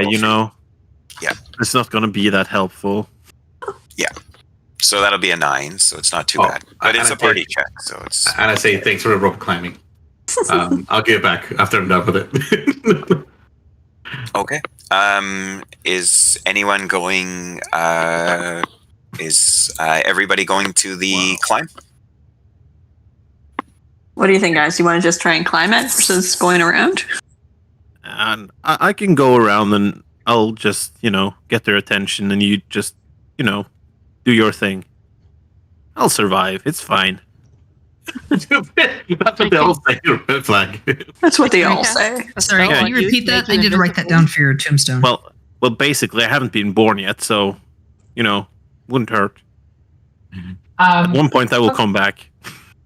Quick question. I know there's a bunch of warlocks, so who can see in magical darkness? Just taking a straw poll here. I can. Magical what? Sorry, who can magical darkness? Who can see through magical darkness? Basically, if you took the warlock invocation, the warlock double sight. Double sight. No, nobody else. Okay, it's just me and you, Kitty Cat. I think. Okay, sounds good. No, that makes sense. I just got to know that I don't want to blind everyone. Yeah, before you drop darkness where everybody else needs it, right? Yes. That's all right. Okay. For even people going up the gentle rise, I'll need a stealth roll as well. With a 9. You just start rolling against a higher number. Okay. Is Yukon the only one going up the gentle rise? No, I'm going to go up the gentle also. Okay, so you could roll for yours as well. So that's Lexi. I technically did, and it was a natural 1 again, so I have a 5. Okay. Well, I think he gave you advantage, so it should be 12. But either way, I have a 12. Yeah, you get a 12. Yeah. We're amazing. There's a lot of cover, and okay, and Solaris is going which way? Going along the gentles. The gentle. Okay. So for those who are going up the gentle slope, you can move around to there. For those who are climbing up the slope, which are you all going up the rope or different order? I'll go first, I guess, because I need to cast a web. Okay. And then I don't know who's gonna follow behind me. Sorry. So that'd be a pimp. Yeah, a pimp thing. Okay. And then Adrian L or Status Sophie, who wants to go first? Can I go last since I'm very weak? And that's Adrian L or Stratus Sophie would like to go last. Stratus Sophie. Okay. Stratus Sophie. Oh, can I drink my potion of healing before I climb? Oh yeah, definitely. Sure. Go ahead. I have 9 hit points. Yep. Just roll the 2d4 plus 2. Oh, right. And got that. Oops. Okay, so I will need athletics checks from the 3 people climbing. So you can roll advantage because you have the rope of climbing. Oops. Oh, if you just click where it says the 2d4 plus 2 on the potion of healing display, it'll actually roll it. Okay, so 5 for the healing. Wow. So bad. Wow. I'm worried. You get a reroll. Roll again. 14. So now D20 roll. Oh, athletics. Oh no. It's athletics, right? Is that what you wanted? Yeah, just roll again. Get yourself up there. Oh my god. How are you? Do it again. How are you rolling? This is good. Oh, there we go. I mean, at this point, I would have asked, "Are you sure you're rolling a d20?" Wow, Yes. 3 times, not 1. That's so bad. All right. Wow. I don't even know. Okay. So you have a bunch of false starts, but you eventually get up the rope. Okay, and for Adrianelle and Status Sophie, 13's good enough, and for Status Sophie. Oh, sorry, that was Stratus Sophie. Adrianelle. Sorry, I keep missing your R on the thing. Adrianelle rolled an 8. 8. Okay, so you'll just fall a little, and you can roll again. So for 2 points, you just take 2 points damage, and you can roll again to try and climb. Okay. Find out how bad it turns out. Again with advantage. So yeah, 18. Okay, so you only take the 2, and then all of you are up. Okay, so how do you want to approach these people? Because they're probably not going to take it well. I think we heard you want to cast web. Yeah, I want to cast web. So everybody roll initiative. They are surprised. The initiative thing automatically pops up. So just Can I yell out explosion while I'm doing casting web? Explosion! Sure. Why am I so bad today? Everyone's just waiting for you. Be like, come on, do it. Explosion! And then web comes out, and they're like, what? Okay. Oh, that's why I had the confusion. Because it's just Stratosophie in one place and Statosophie in the other. Okay, that's fine.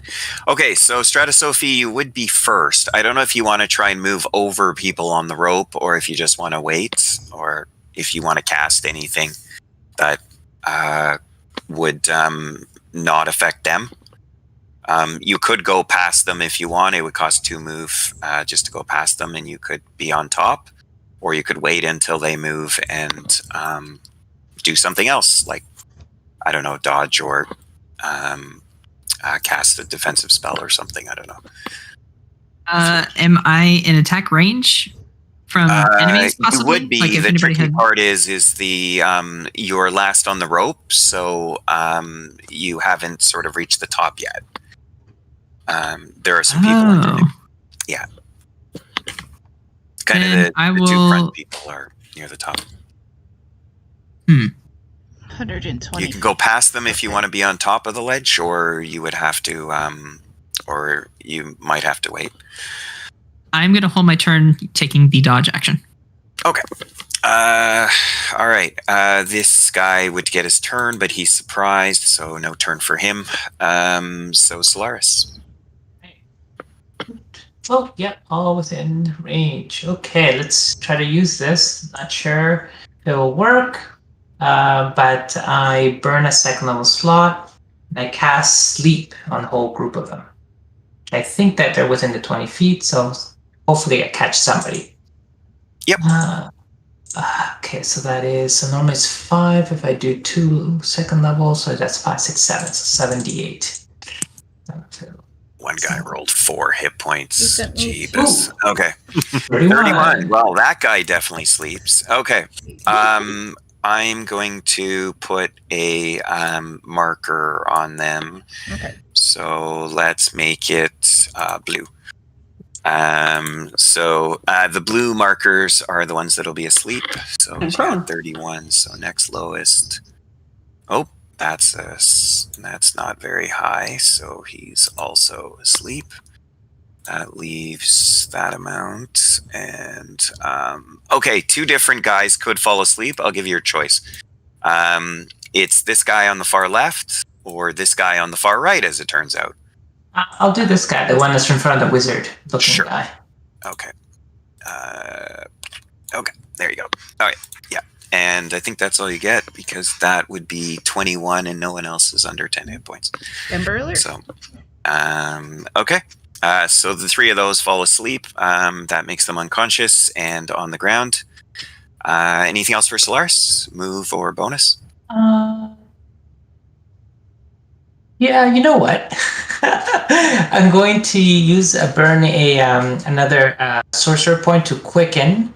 Oh no, wait, that's a wizard. No, never mind. I'm not doing Mind Sliver. I'll pass. Yeah, the quicken wouldn't work anyways because if you cast a bonus action spell, your action could only have been a cantrip, and you cast a level spell. So. Right. That's how it goes. I was gonna. Right. Got it. Okay, I'm done. All right.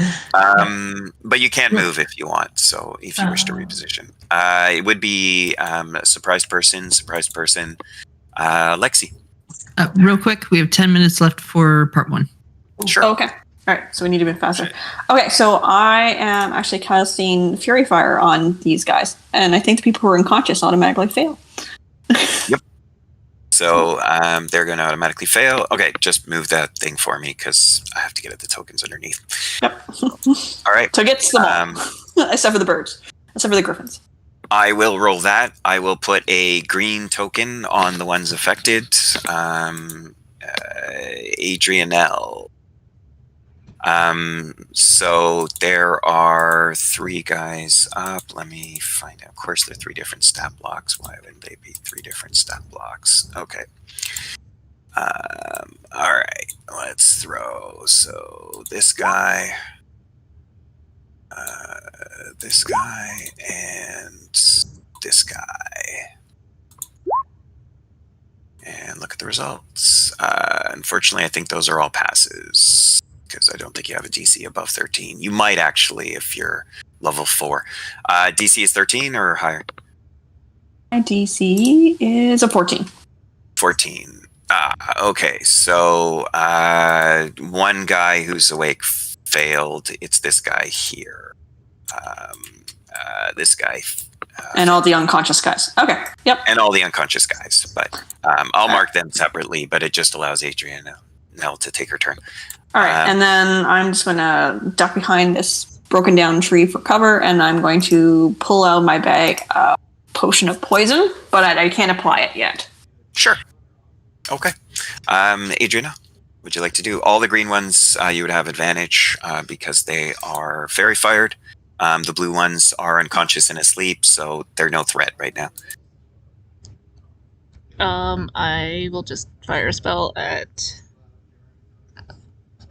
Let's see. That one? Sure. Okay. So you can roll that.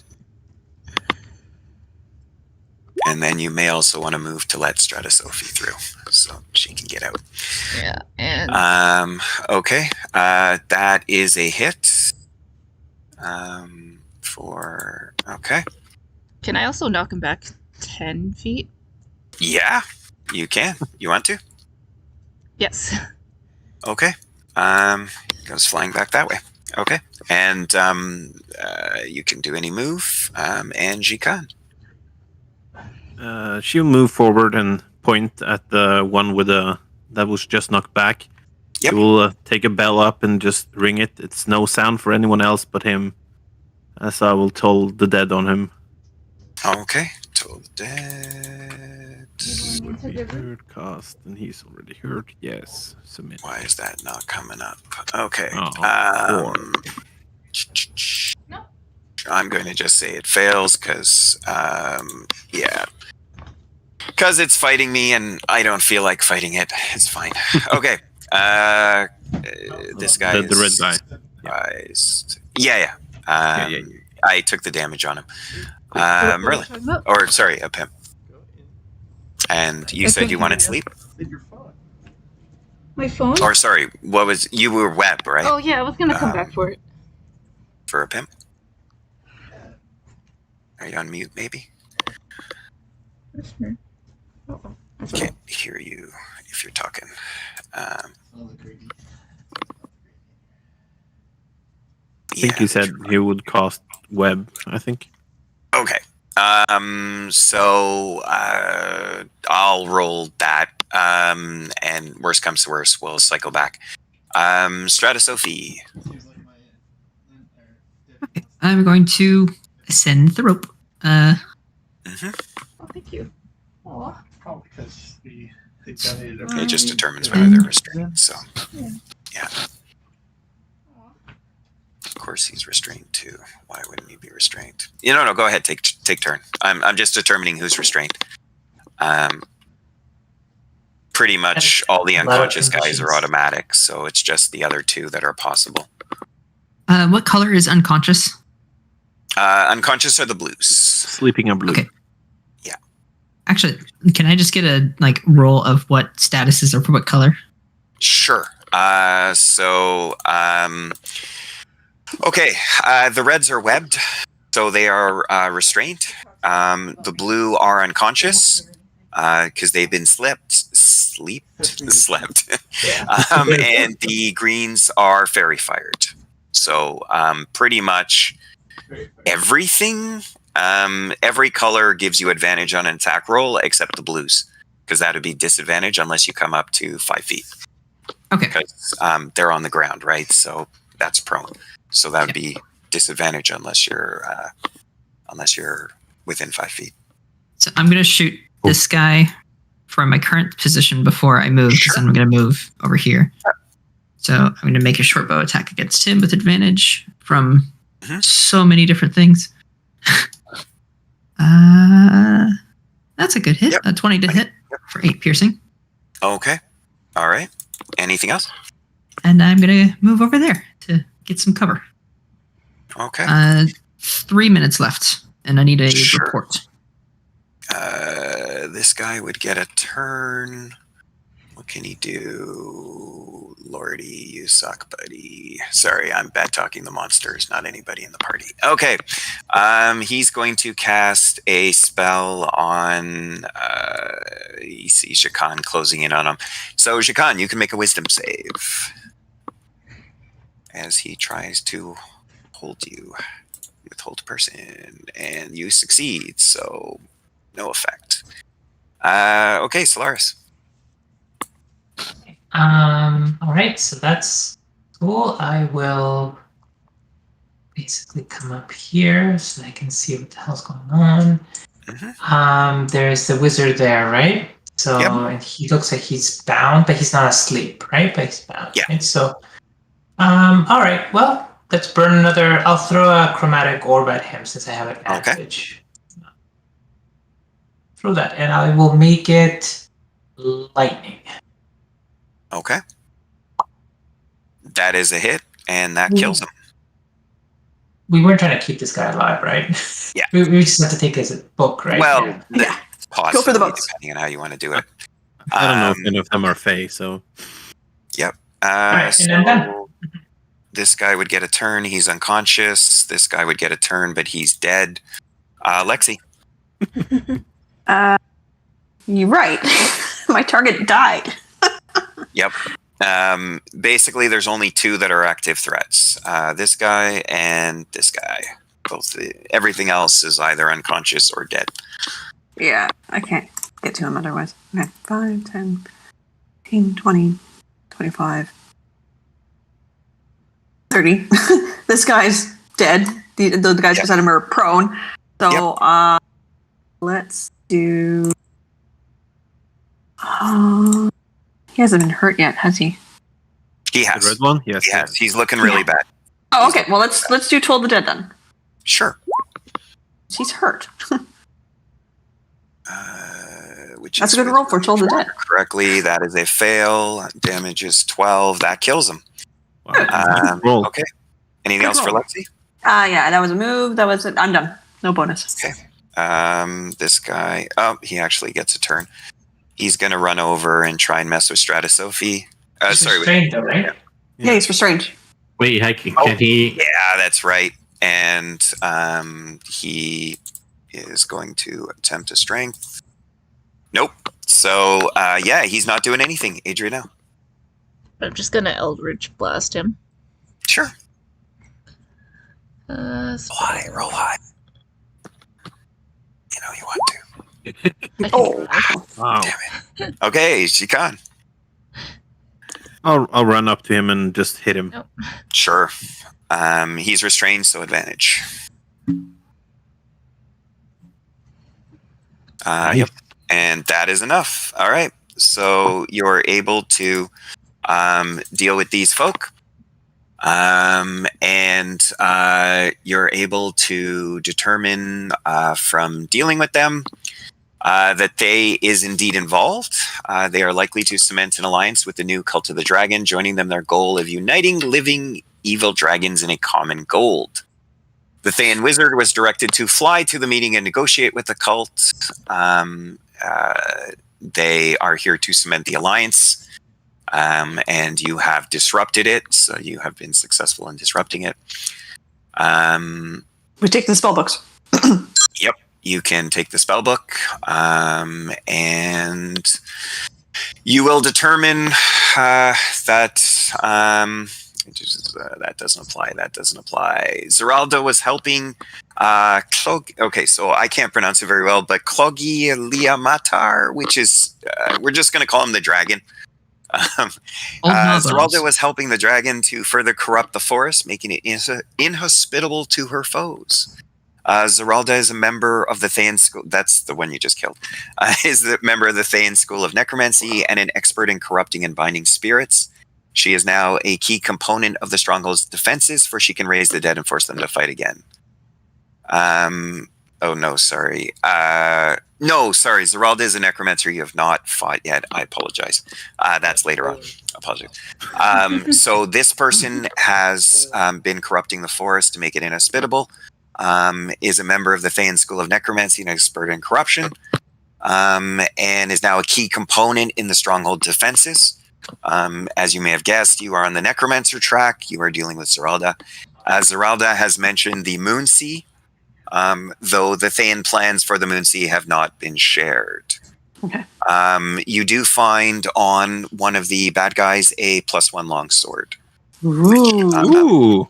It is not attunement, which means anyone who can use a longsword can literally pick it up and use it right away. As part of AL rules, magic item limits only apply at the end of the adventure. So if you have a magic item, you can technically use this as well without having to discard one. It is not duplicated right now, though. So there's only one copy until the end of the adventure. So you'd have to choose who wants it. Who wants to use it? Jikan can use it. She's, close combat hitter. Sure. Yep. Yeah, I already my sword's already magical, so go for it. All of the others are ranged, it seems. So you also find a trap chest inside. That I don't know. Whoever would open it can roll me a con save. You might find the trap, but I'm just hoping someone will roll over 13 and we don't have to bother. So someone who's got a good con save, roll me a con save. Dwarf? Yeah. Yeah, that's fine. So, or anybody got mage hand? I got mage hand. Can I do a mage hand? Yeah, that works. We can do it. Yeah. Just so you open up with mage hand and poison goes off and blah, blah, blah. You find some valuables, but you also find an amulet of health. Ooh. An amulet of health, if I remember correctly, gives you Constitution 19. Mm-hmm. It is same as the longsword. It does not count against your limit right now. It is attunement though. However, there is also a short rest right now. So if you wish to, whoever takes the amulet of health can attune to it for the duration for the rest of the adventure. So you guys can also discuss that. I think this person should take it. I don't know. I forgot what her name is. Yeah. Give it to the one with the less hate points. Yeah, the top one. I think that makes sense. Yes, the barbarian with the current constitution of 10. Constitution. That would be good. Yeah. Wow. Yeah, that might be wise. Is there anything on the spell book that There are spells, but you can't copy the spells right now, kind of thing, because it would require stuff later. But you will be able to copy them at the end. There is a decision at the end whether you're going to keep the spell books or give them over to the factions. So at that point, if you choose to turn it over, then it wouldn't be in there. But I'll give you the details of the spell book later. You'll be able to know what the contents are. They might not be worth it for you. At this point, the group is asked if someone, basically you have some sending stones, and your squad leader is contacted and asked if for a field report, which you would give, and they looking for someone to do a mission to find an artifact known as the Dragon Mask, and they ask one person in the group who would be a volunteer who might want to go and do this special mission. You're asked now, but you don't actually leave until after the next part. And we have a report to do. I think Jikan should stay with the group to keep you guys alive as much as possible. Jikan don't want to leave you alone in case you need health, so someone else should go and do that thing, I think. Okay. So it's going to be who? Probably go for the special. Sorry, who's going to be the person who's going to go? Or Jen. haven't decided? And Lexara will go. Okay. So squad leader, report that for me in the channel. Are they giving the part 1 reports in the channel, or they're not? Yes, they're giving them right now. So who's going on the special mission? Lexara will go. I guess for the audio, that would be the champion table when it comes up, right? Yeah, it would be for that when it comes up. Yeah, correct. What is Lexara's class and faction, please? Temporarily, I'm Harper, and she is a warlock. All right. So right now I have DM name Zvi, I think. How do I pronounce that? Yeah, okay. DM name Zvi, yeah. We attacked the new cult. The attack was successful. We taken the spell books, and the person for the special table is Lexara, a warlock Harper. Yeah. Okay. Sending now. Yeah, and I think just the interrogate the cultists would be no, but they died. Well, the ones that slept, we could have interrogated. Yeah, that's true, actually. So that could be yes. Yeah, that's right. That's right. You slept some people. So yeah, definitely good. Can I come? So during the short rest, so we are getting a short rest or no? Yeah, you get one right now, so you can take that now. So get back your slot. Yeah, I'll get that back. Yeah, it's a lovely time to be a warlock. So get your slatties back. Yeah. So the only spell I actually used was my drow one. Okay, so you'll feel useless as a wizard. As a genasi, my constitution for spellcasting just increased. Oh, nice. So my levitate's better now. Did they say to start part 2 or not yet? Yeah. Yes, we need to start part 2 immediately. Oh, okay. All right. Did they just post it, or it was a while ago? 3 minutes. Okay. All right. In general, whenever you see that, let me know. Okay. Okay. So basically, you guys ride the griffins. So the near skeletal griffins fly towards the stronghold. So up to 2 of you can ride on each griffin. So you get to decide who's going to be on a griffin. But is there anything else for you to do first? There is not. Okay, so we will go to this map. I'm just going to bring some tokens. You'll find in the bottom left corner there are 3 of the flying griffins. Place your characters on the griffin. No more than 2 can be on a griffin, so you can decide who. The griffins don't look like they're movable. They may not be. The griffins will sort of. That is a good question. Why didn't they make the griffins movable? Because you'll need them to be movable. Yeah. So you'll have to move them before us, I guess. Or you can just, give everybody. Yeah, that's what I'm gonna look into for you. Okay, so because this is a combat adventure, sometimes unfortunately you're going to be attacked. So basically, you are flying through the air, and some bad guys show up. No, so much. No.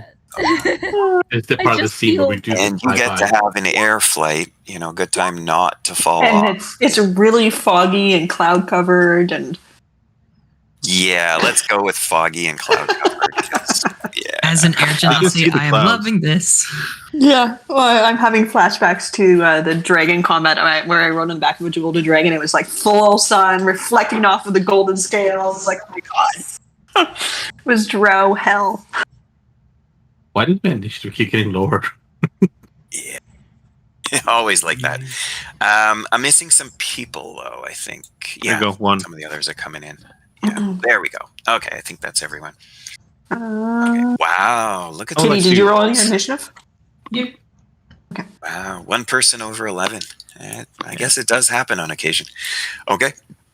And it's a bad guy, too. All right. All right, so... I'm going to quickly. All right, I'll deal with them after. So basically, the way this generally works is the mount that you're on has to keep moving. Assume that the mount always effectively disengages; it doesn't actually attack. So you're free to move. You're free to move the mount even away from an enemy. If you wish to stay adjacent to the enemy, you could have your mount do a circle. So you're not required to, but the mounts technically have to stay moving because this is meant to be an aerial battle where no one's really hovering. So this guy will sort of move forward. His buddy will also sort of move forward. Unfortunately, it does mean that when the mount moves, so does the player that's on the mount with you. So we'll have to move the mounts with you. So what I'll probably get you guys to do is move your move your own PC to where you want to be, and then I'll move everything else to join you. So that is the two of them. So Strata Sophie. Let's see. Oh, I can read you the description real quick. The gaunt griffins soar through the air, high above the massive forest. Only when they begin to descend do you realize that the stronghold is up ahead. No clearing betrays its presence, for the trees grow all around and within the walls. A wave of alarm washes over you as your griffins empathically alert you to 5 winged forms. I think there's only 4, so let's go with that. Rising from the forest. As they draw closer, you see they are emaciated forms, such as the griffins with large feathered wings. Yeah, there's only 4, so let's pretend that it actually said 4. Okay, Strata Sophie. And I have the Emerald Enclave Griffin. Move up. Yep. Just move yourself to where you want to be. It'll be the Griffins have, I think it's like 60-foot move, which is pretty much the entire map, anyways. So you can basically be anywhere you want. So just move your character to where you want, and then I'll move the Griffin and the other character that's riding the Griffin to wherever you go, kind of thing. Yeah, so that's fine. So you can just assume you're there and do your turn as if you're there, kind of thing. Yeah. Let's see. Oh, move the Griffin 1 space back, like over here. Sure. Yep, that's fine. And that should be. Since a lot of you are shooters, if you want to shoot while the Griffin's traveling, that's fine too. Yeah. The great thing is, I'm now mounted and have a lance. Nice. Yep.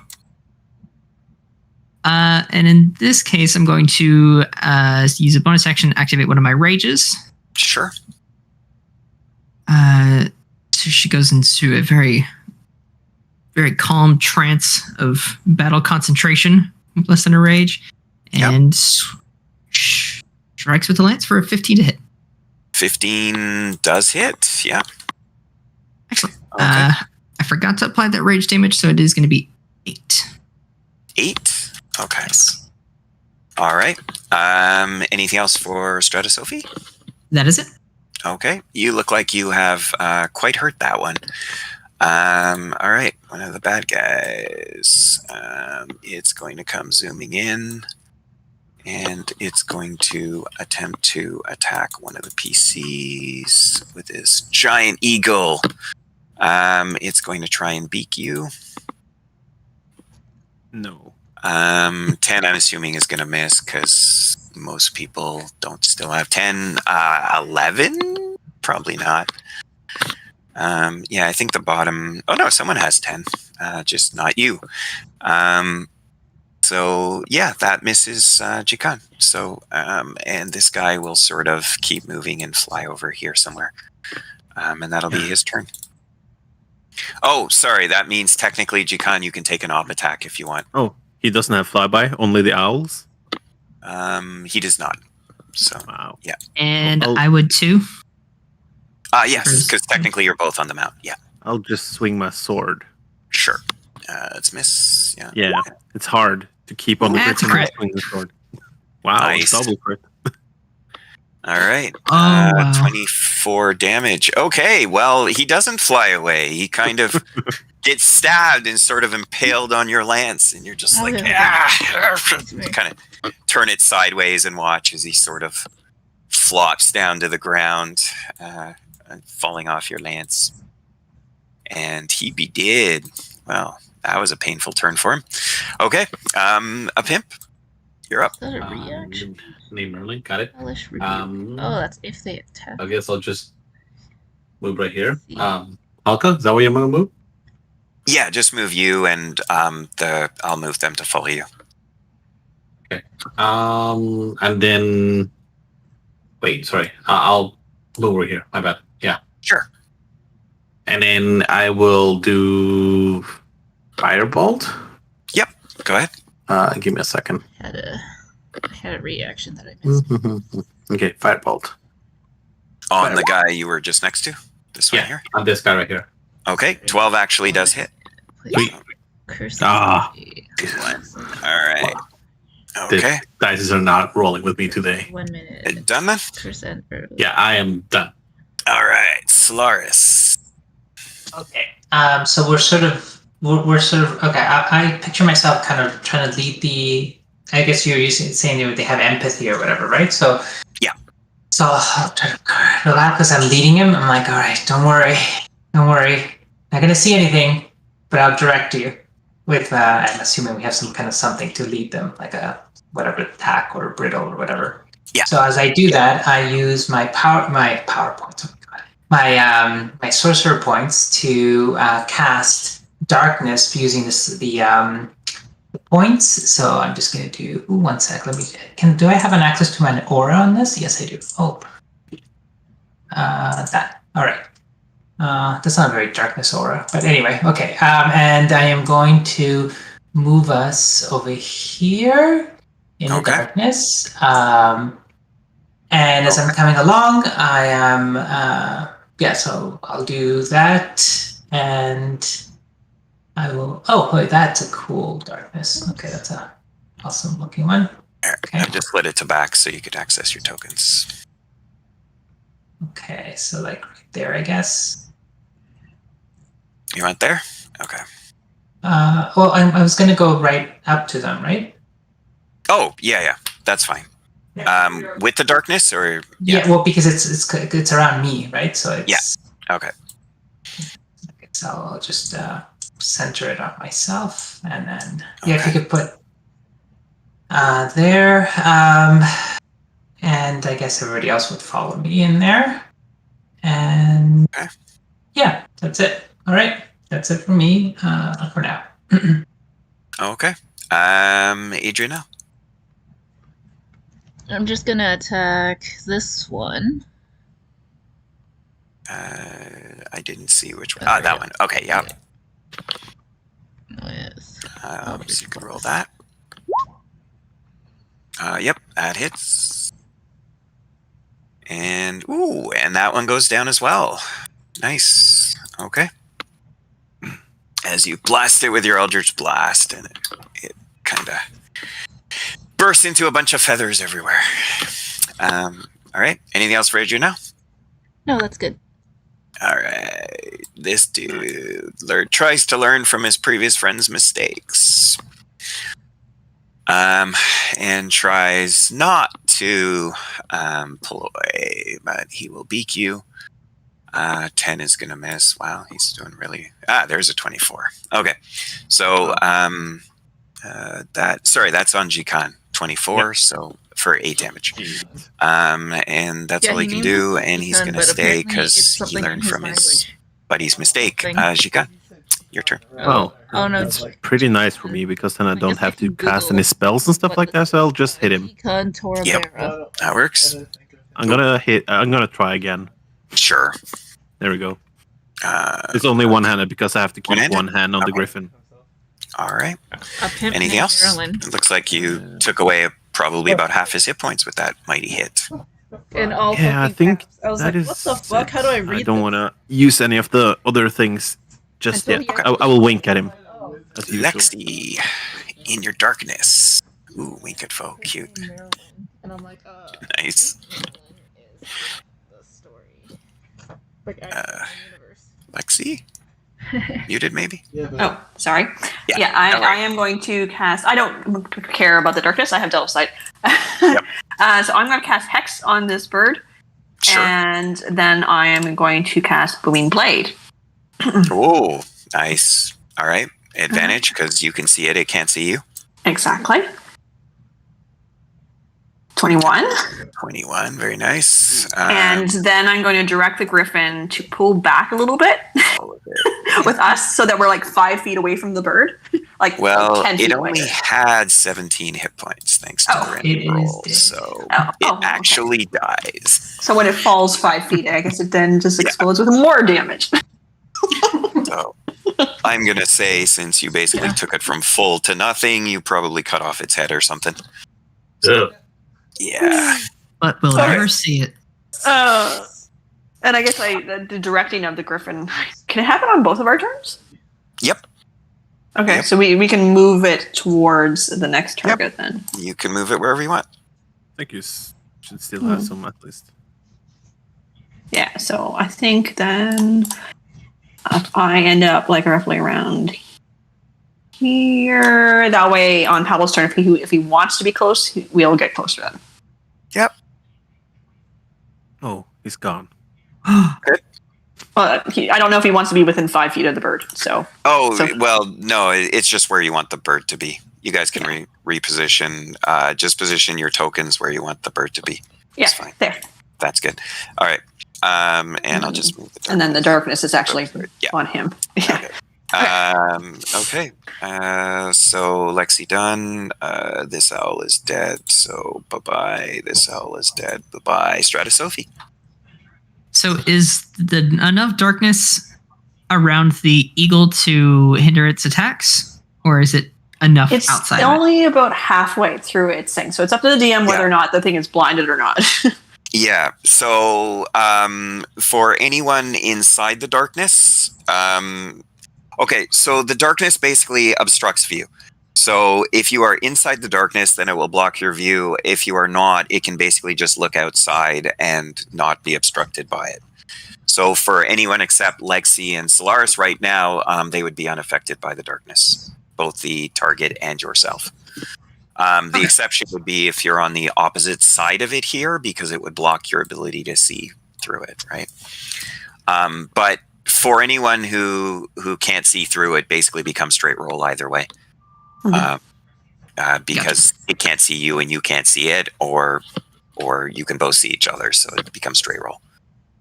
Okay.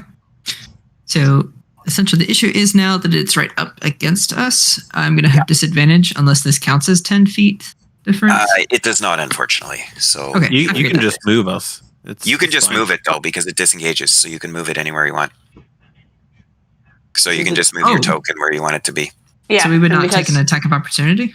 No, because when engages, you cannot be attacked because the mount would effectively be doing the disengage. Yeah, So- it's Oh, forcing wow, your okay. movement. It doesn't Yeah. trigger. It's a general mount rule. That's so cool. Okay, yeah. excellent.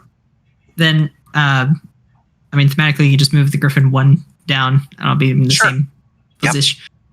And I'll just make my lance attack at the eagle. Ooh, 23 to hit. Not advantage, so it is 23. Yeah. Okay. And that is going to do 12. Okay. Just 11. It is looking really bad after that hit. It's only 11 damage because it counts that crit. Yes, that's right. 11. Yeah. Okay. And for some reason, I took the damage off his AC, which is always fun. He It's just a became really super special lance. easy to hit. All right. Anything else for Shadow Sophie? That's it. All right. That's a dead guy. So a pimp named Merlin. Yeah. Okay. I'll use. This guy's still alive, right? Yeah, is the last one. There's only one Okay. alive. I will firebolt him like I always do. Sure. With my firebolt. Is it going to do one? That is a hit. Yay! Ah, for love of God! You piece of crap! I didn't mean to make it happen. Oh my! I give up on the game. I'm done. I'm out, guys. I won't be there. Crossbows for Solaris. All right. I will move us in. And I will. Surprise, surprise! I do have a longsword that I've sort of pledged to the dark powers, so I will hit him with it. Ooh, I think that hits. That's 9 damage. You have advantage 2. So okay, and 9. I don't think it has that many hit points. It did not. It was down to 3. Okay, so you have successfully survived your aerial battle. Technically, it was all above the tree line. You had the option of going down if you wanted, but you didn't need to. Yeah, see, they call it 5, but even in this description, there isn't 5. Okay, so the stronghold stretches out before you, towering trees growing amongst the stronghold's partially constructed buildings and ancient ruins to create an uninterrupted dark green canopy overhead. You soar over the main gate, seeing it open for 2 wagons laden with supplies. Your flight takes you over an old tower joining to the battlements by rope bridges. A siege weapon sits there, bristling with arrows. The gaunt griffins descend amongst old ruins, landing in a vine-covered courtyard. Empathically, they indicate the direction of the necromancer, thank you, and prepare to depart.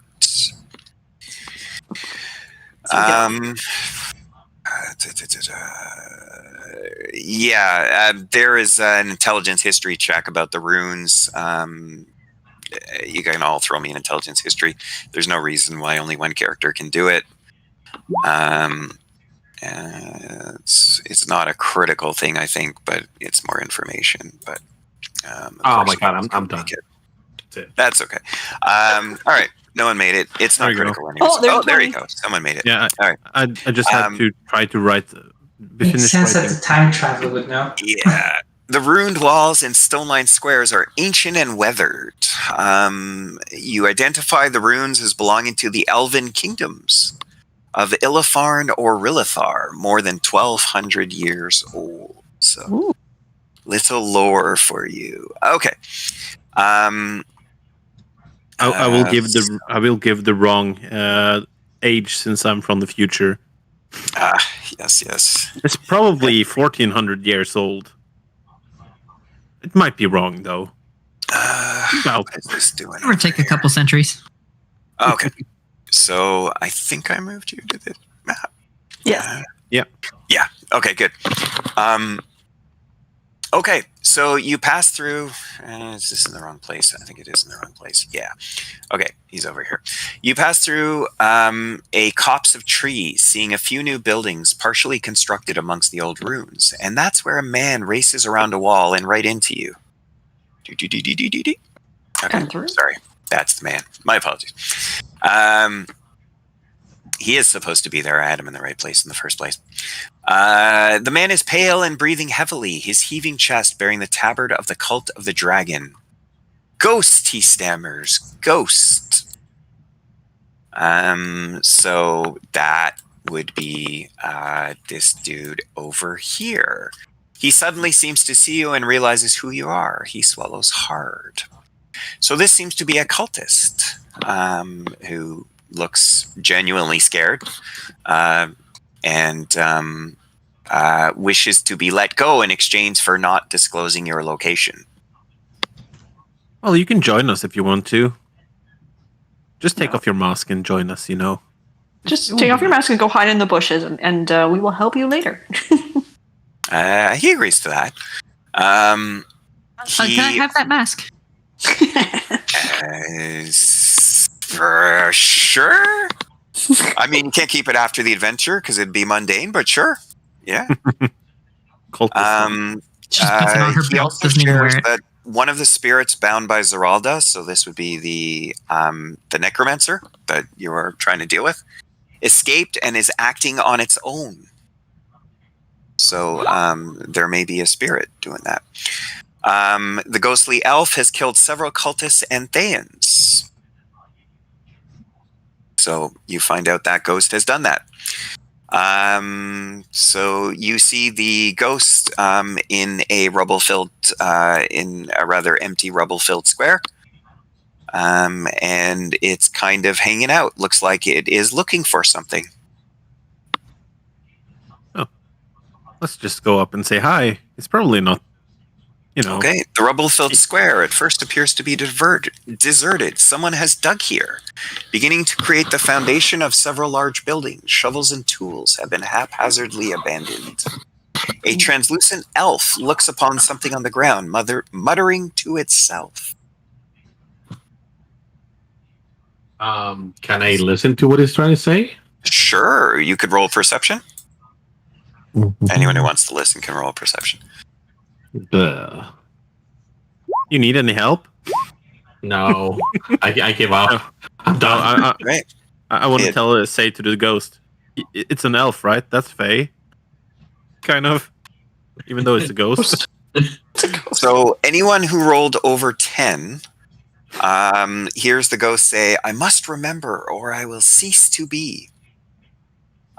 You also notice a portion of a stone tablet at his feet. Maybe there's something written on it. I yell out, can we help you with something? Who is this yelling out? Which character? I picked name Merlin.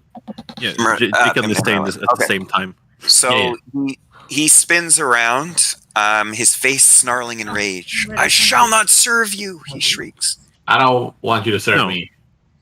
Me neither. We just want to help you. He then tries to attack you in a surprise round. Can I do a mage hand and slap him? That doesn't exist in modern game. This is old writing. Okay.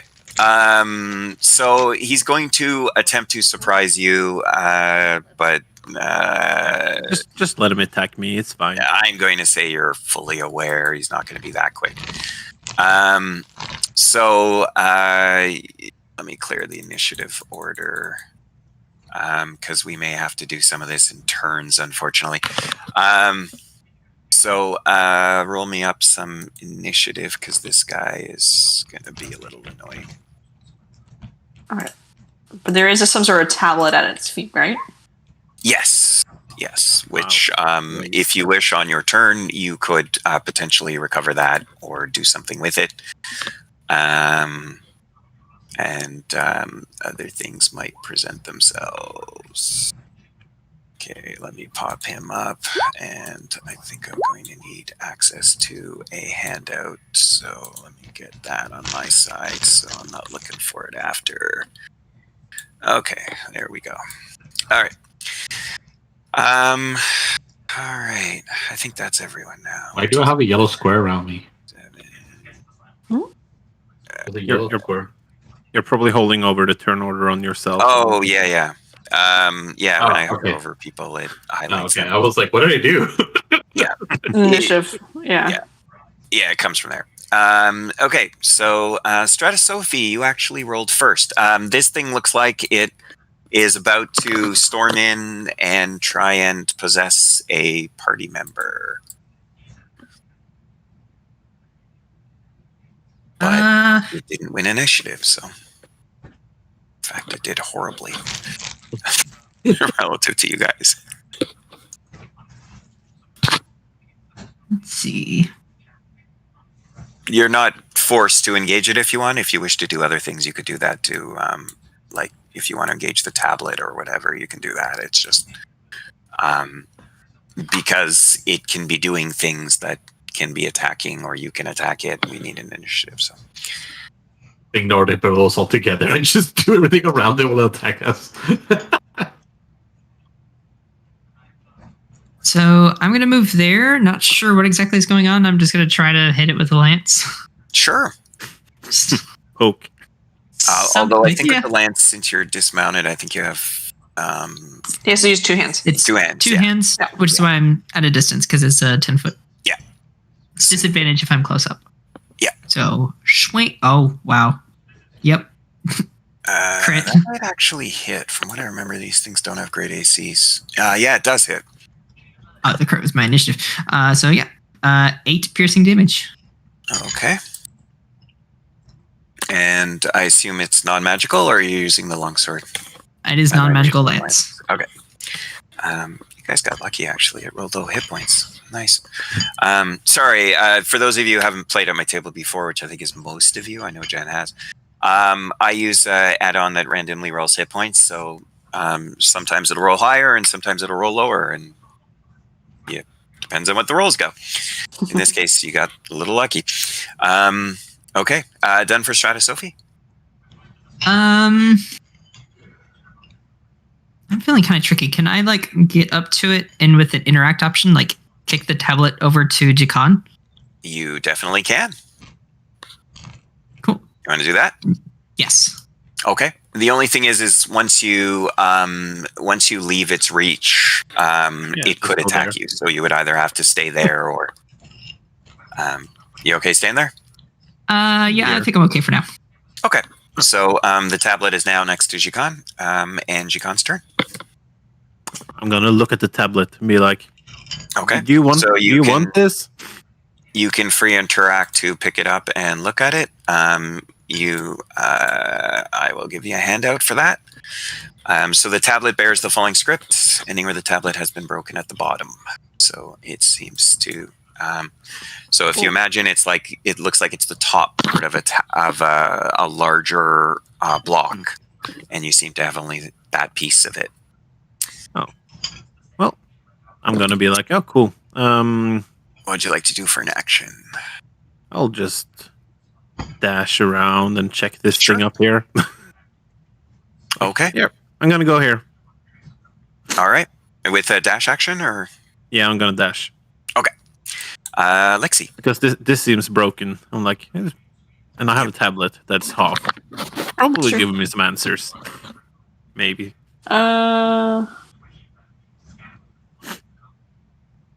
Yeah, that's it. Yeah, okay. 5, 10, 15, 20. The ghost will probably come back, but we need to engage it a little bit. Okay. Because it looks like it's got, it's going to be a little perturbed at us. So, it probably won't do anything, but I'm transferring my hex to it. Okay. And then I will go with Booming Blade. Sure.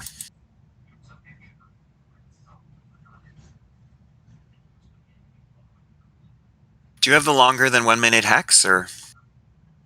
Oh, that's right. It probably would have ended. Yeah. Do Right. you want I to was cast thinking. the first one, or? No, I'm not going to cast. It's usually an hour, right? It's Isn't it? hex.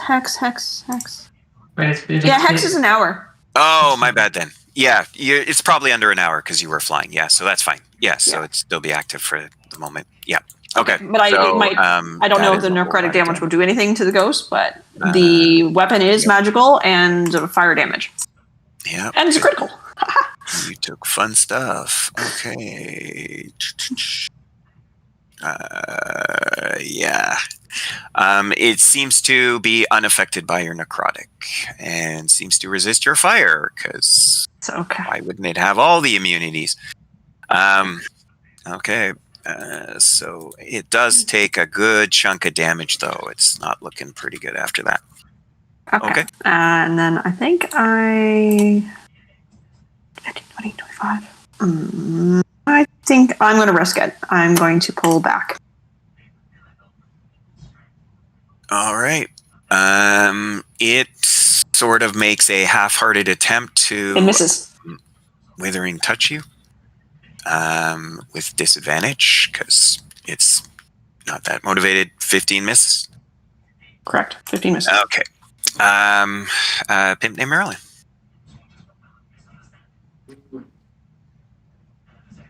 I don't know what to do with it. Can I try? There might be more tablet around. You could look for tablet if you want to. Yeah, can I look for a tablet? Sure. Investigation roll? I believe it's perception, if I remember correctly. 5 minutes, V. Yep. Thanks. And I don't have access to the reports, if you can share those with me.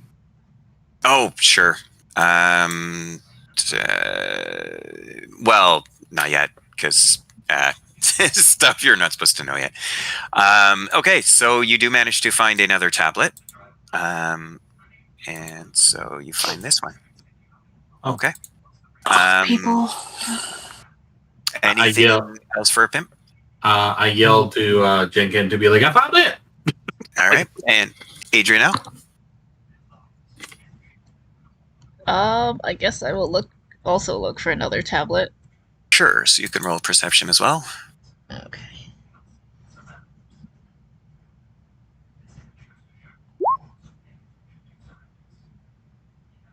Do you have disadvantage for anything that I'm not thinking of?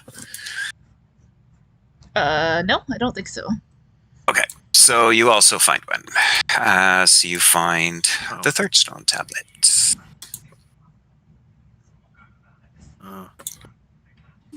Okay. I guess we'll just tell everybody you found another one. Wrong direction. All the people I know, it would seeks to be freely given. I could not share it. There must be another one. It was freely given. I could not share it if I told. Yeah, so there must be a fourth one at least. I know. Yeah. No, I think it's only 3. It's the first, third, and second. You seem to have found all the pieces. Okay. So you have all the pieces. Athalie will attempt to possess probably the closest person. So that will probably be, I think it's Strata Sophie is next to him. So charisma safe. All according to plan. Yes. Yes, a level 1 possessed. There you go. Okay, so you resist it. So you guys will probably figure out relatively quickly that you have assembled the tablet. You'll figure out what the message is.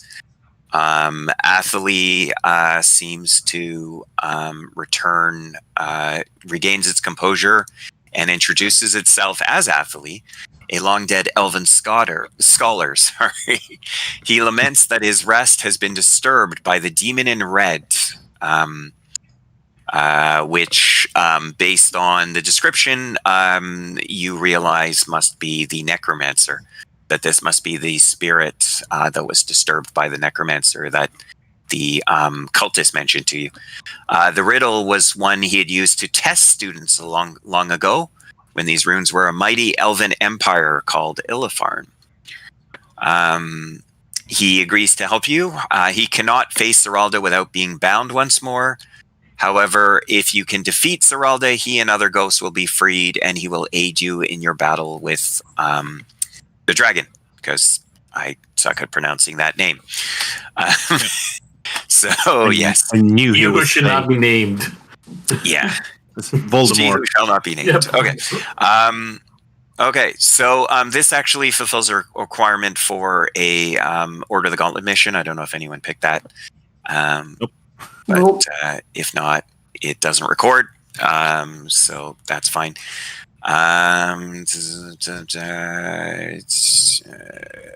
Yeah, so that basically finishes this part. So let's deal with the report, because I think you said we're almost done this part anyways. And I think it's 1 minute left from what she said. So, yep. As it turns out, there is only one thing for your track. So it's just my DM name, which is Zvi. So Zvi. And did the PC solve the ghost puzzle and free it? Yes, you did. So you have successfully freed it. And that wraps up that part. So at this stage, there is not an additional rest. Obviously, if you want, you can drink potions or these types of things that would take a turn. Or healing or whatever, if you want to do any of that. We would move into part 3. The person who is who said they might go to the fancy table, you may or may not be called. You may or may not be swapped in, because that happens.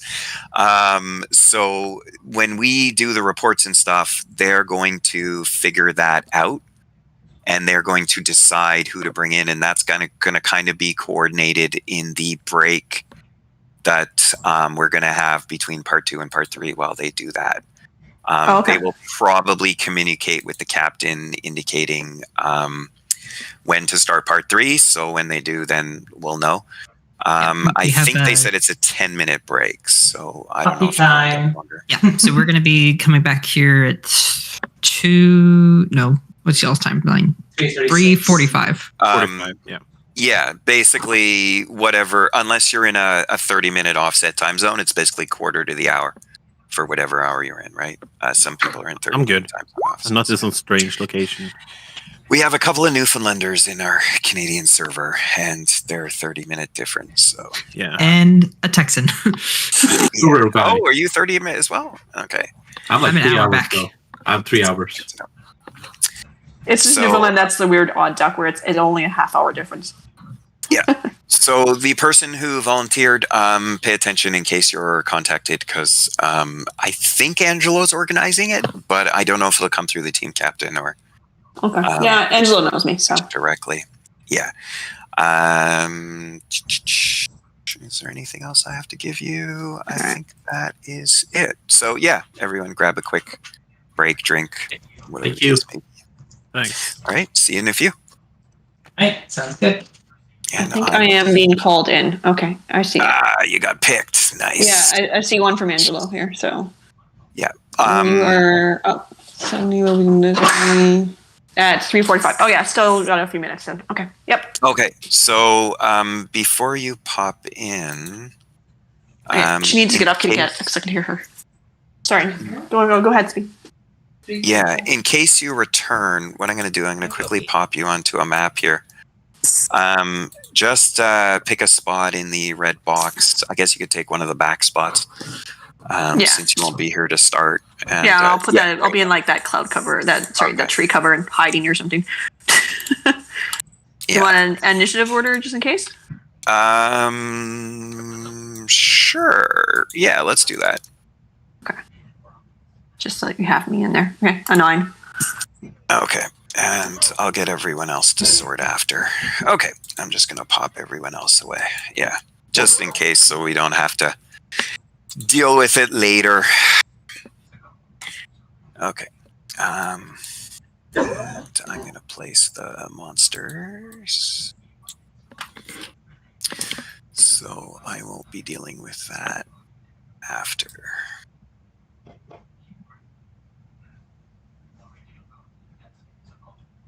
Okay, so you start there, you start there, you start there. Dude starts here.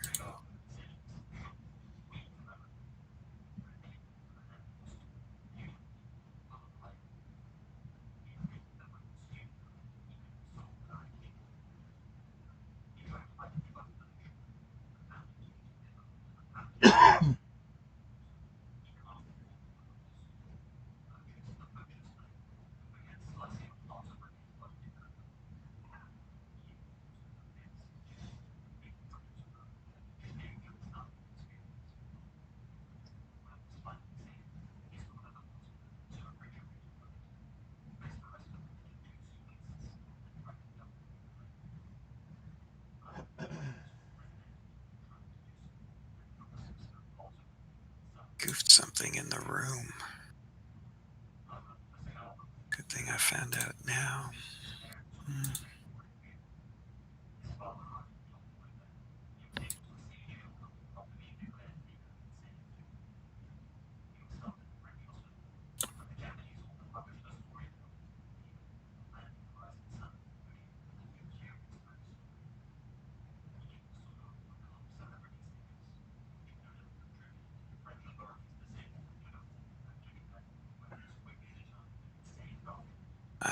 That's what it doesn't like. Okay. Let's get all these out of the way.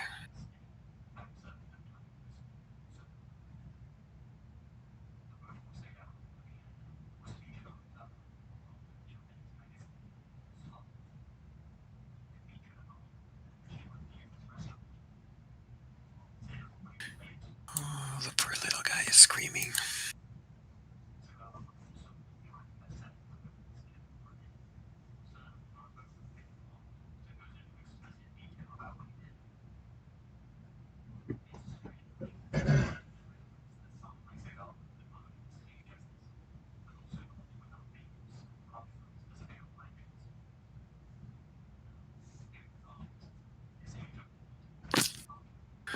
Okay, that's done, that's done.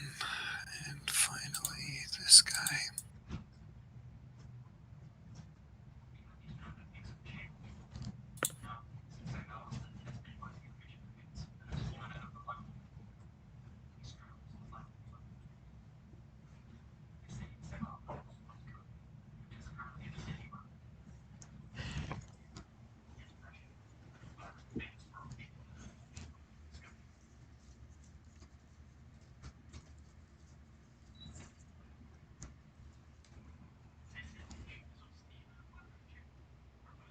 How is BB doing? Do you take your meds? Why not, BB? Why not, BB? No, you tell me. Why don't you take your drugs, BB? I don't need to take your drugs, BB.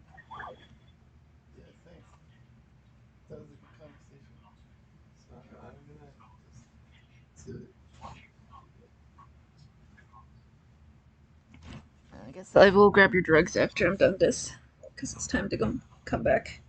Anyways.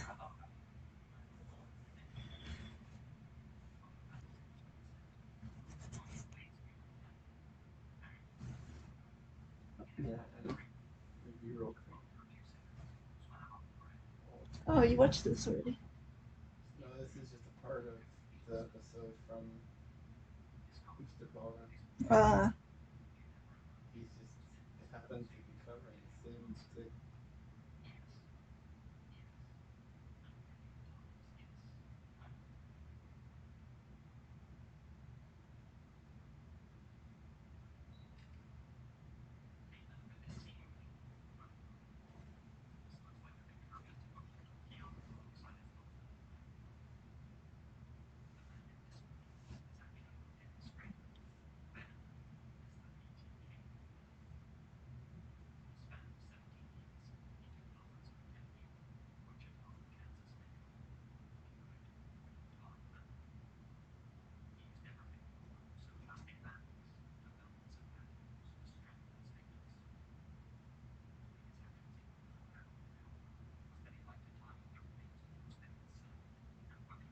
Only about an hour left.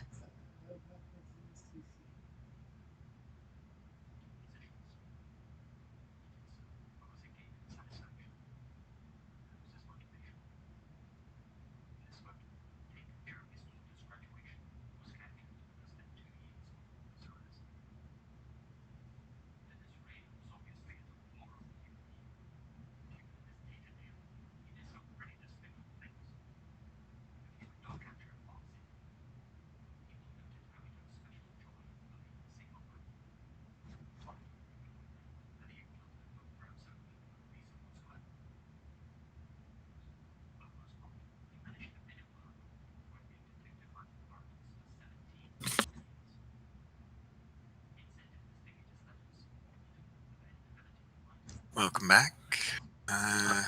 I've been here for 5 minutes, but I've just been quiet. Yeah, no worries. Okay, so this applies. Okay. All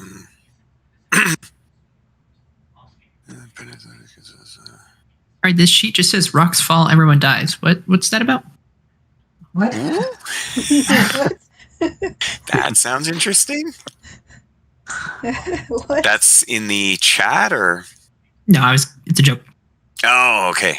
Yeah. You threw me off for a sec. Thought I missed something. Oh crap! Did I close my? Ooh, I put it on this. That's not a good place for it. Okay. Part 3 starting now. Okay. I have to see if the flags are marked. Okay, so they don't get that. Sorry, there's a bunch of flags that change the battle, and I just have to determine which one of them are going to mess you up or help you. Oh, really? This one's up. Okay.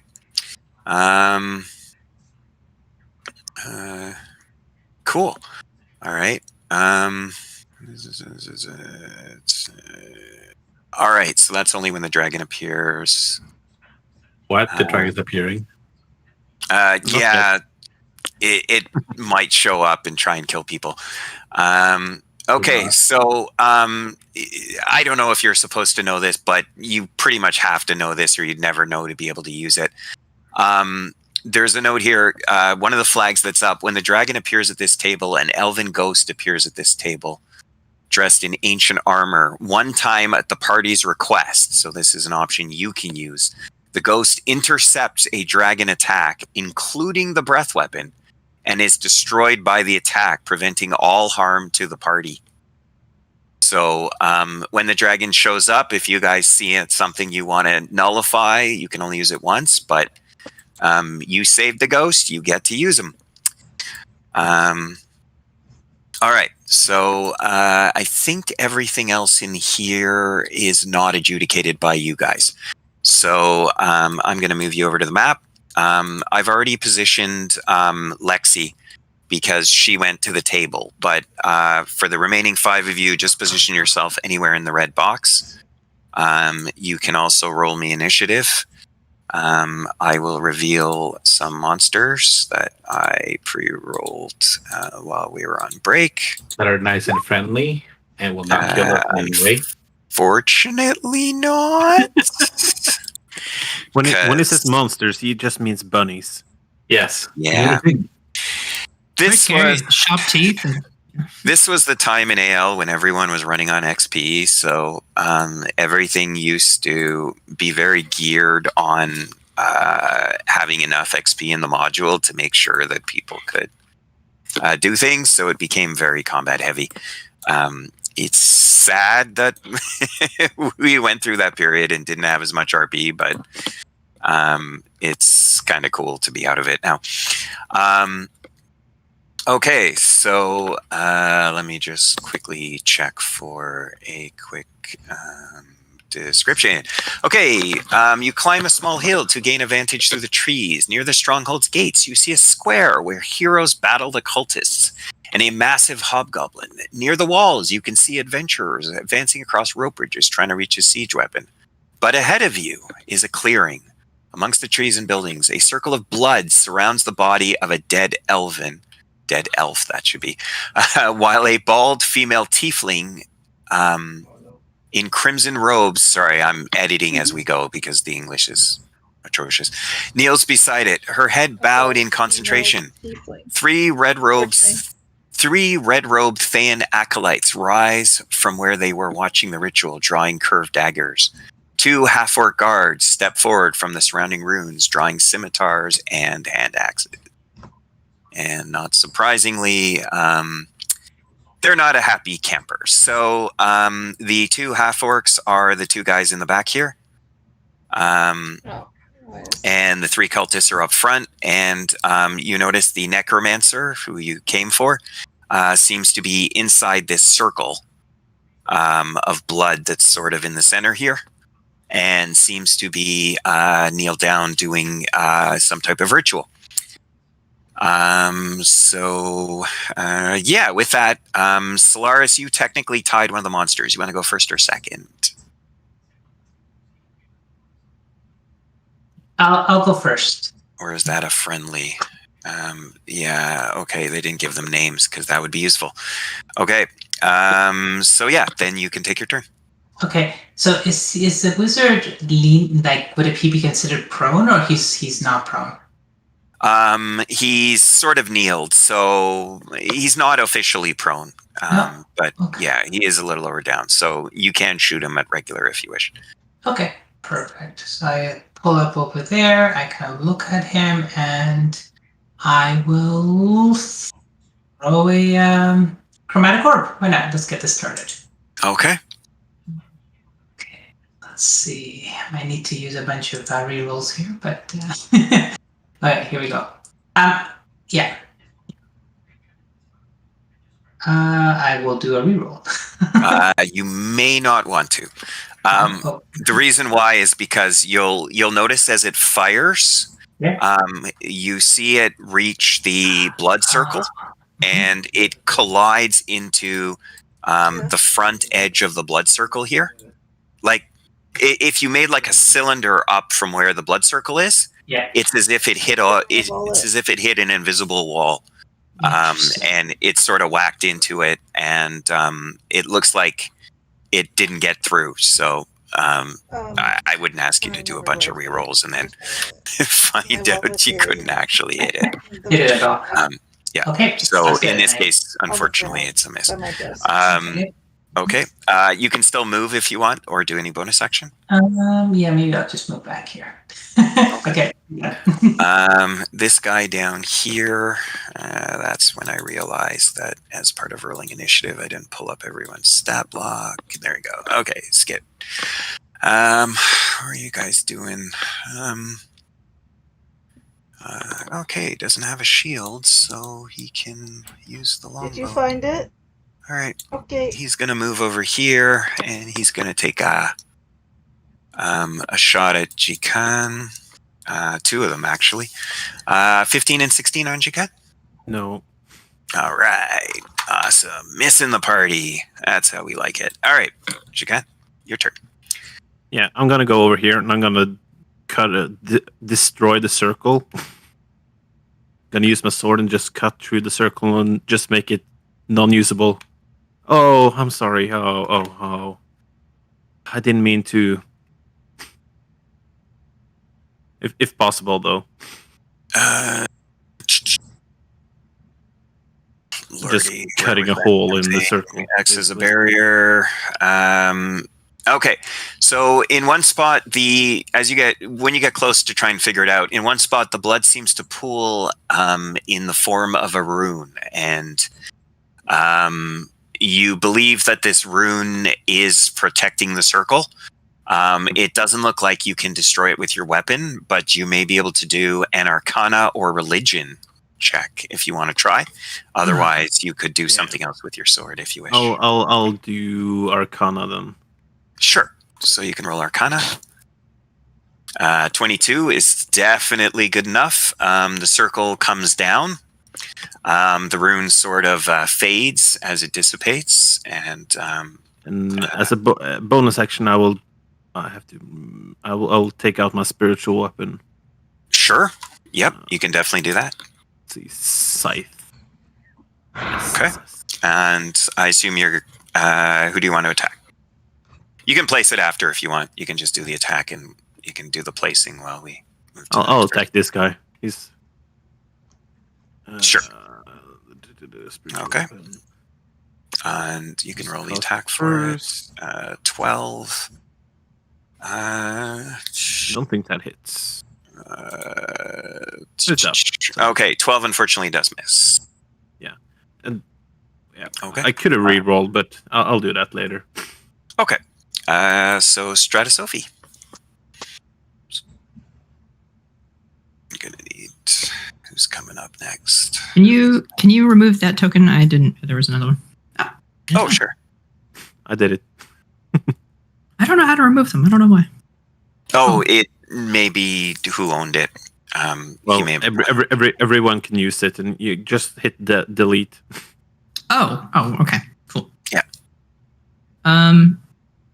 Also, for measuring, how do you snap to two different spots? Like, how do you chain them on the arrow? Just right click. Right click. Oh, yeah. If you want to do that. Oh. Yeah. Okay, great. That's cool. All right. Sorry, I'll stop doing that. Okay, so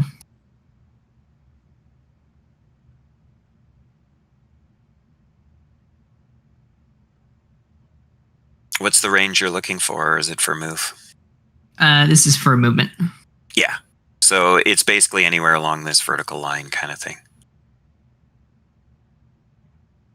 So I'm going to go right there. Mm-hmm. Okay. I'm going to go into my final rage. I got one left, but this should hopefully Final form. keep me alive. The wind whips around me as I exhale, and let's go for a lance attack against this enemy right next to Jikan. Sure. Okay. Do you turn Super Saiyan by any chance? No, not yet. No. Okay. Okay. So it's a 15 for hit. 4 damage. Oh, did you reckless or? I don't have that, so it's only 15. Oh, 15 to hit. Yeah. 15 does hit, but I for a second there I thought you were calling out the damage. Yeah. Sorry. And there's 'cause it turns another out they're 2. the same. So this is only 6 damage. Okay. Right, your rage bonus as well. Thank you. All right. It looks heavily wounded after that. Anything else? That is turn. All right. It's literally that guy's turn, so he will move up to you because really he doesn't care who he attacks. 12. Since you didn't reckless, you definitely wouldn't be advantaged. So, yep. I assume 12 misses you. I know there's 10 around. 12 does miss me. Yeah. Okay. I think. All right. It's you. 10. Okay. And Adrian now. And it's gonna be this guy's I'll just cast a spell on this one. Oh, there we go.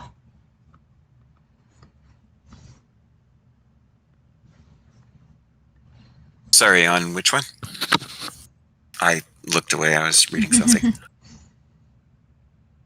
That one. Okay. Yeah. That hit. Yeah, that one. Yeah. Okay. And damage.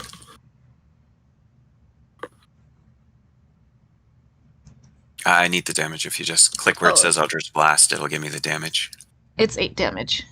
8. Okay. Yeah, it hadn't come through on my side. Okay, that actually kills it. All right. Anything else for Adrian now? And I'll just move, and that's it. Okay. Dude continues his ritual. Sorry if the barrier drops earlier. Okay. He seems to complete the ritual, and a creature appears. All right. And that's their turn. Scout. So it's this guy. This guy will open fire on Sophie with 2 longbow shots. Apparently I can't double click. Oh, it came out after. Those are both 11s. Ignore the 22. Miss. So those both miss. And a pimp named Merlin. Oh, if I cast web, will it also hit my teammates? I'm guessing. Yeah. Depends where. There are a lot of open spaces, so yeah. I mean, anything to the left of Jakan would definitely miss everybody. It would only be these 2, I guess, down here, or you could go south and take the 3 down there. I want to take these guys out. All right. For now, yeah, I'll do that. Let me just make sure distance-wise. Yeah, that's fine. Okay, so I get a bunch of saves. Of course, I'm on the wrong tool. Okay, so there is one of these guys. And I scream out again, fireball, which is not a fireball. Still. Restricted. Okay, so he's affected. This guy, of course, it's 4 different stat blocks because why? I'm attempting. I'm merely hoping that they screaming fireball, it will like confuse them, but it never happens. Yeah, my bad. That guy actually isn't affected. He rolled a 19. And this dude, dex save. Yeah. Oof, okay, so that one's okay as well. And last one, dex save. Oh, damn. 18, sorry. Okay, so the green dot are the ones with fairy fire. Generally, not that a lot of you have played with me a lot, but I use the green dot generally when you pretty much have an always on advantage. So it doesn't matter where you are kind of thing. It's like always on. It doesn't matter whether it's missile or web. So in this case, fairy fire is like that. So so that's why I used a green dot for that one. Okay. Anything else for a pip named Merlin? Move or bonus? Yeah, I'll just move over. Yeah. Was that fairy fire or web? Oh, sorry, web. Yeah. Sorry. So that area is difficult terrain, I guess, too, right? Yeah. It's affected. I'll make a little box. So Lexi.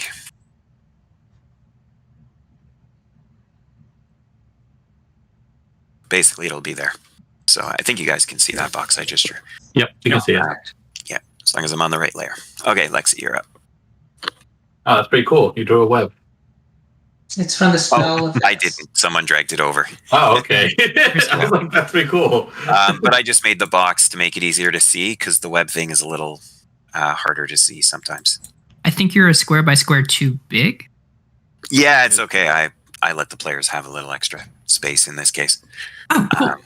Yeah, it's all right. I'm fine. Lexi.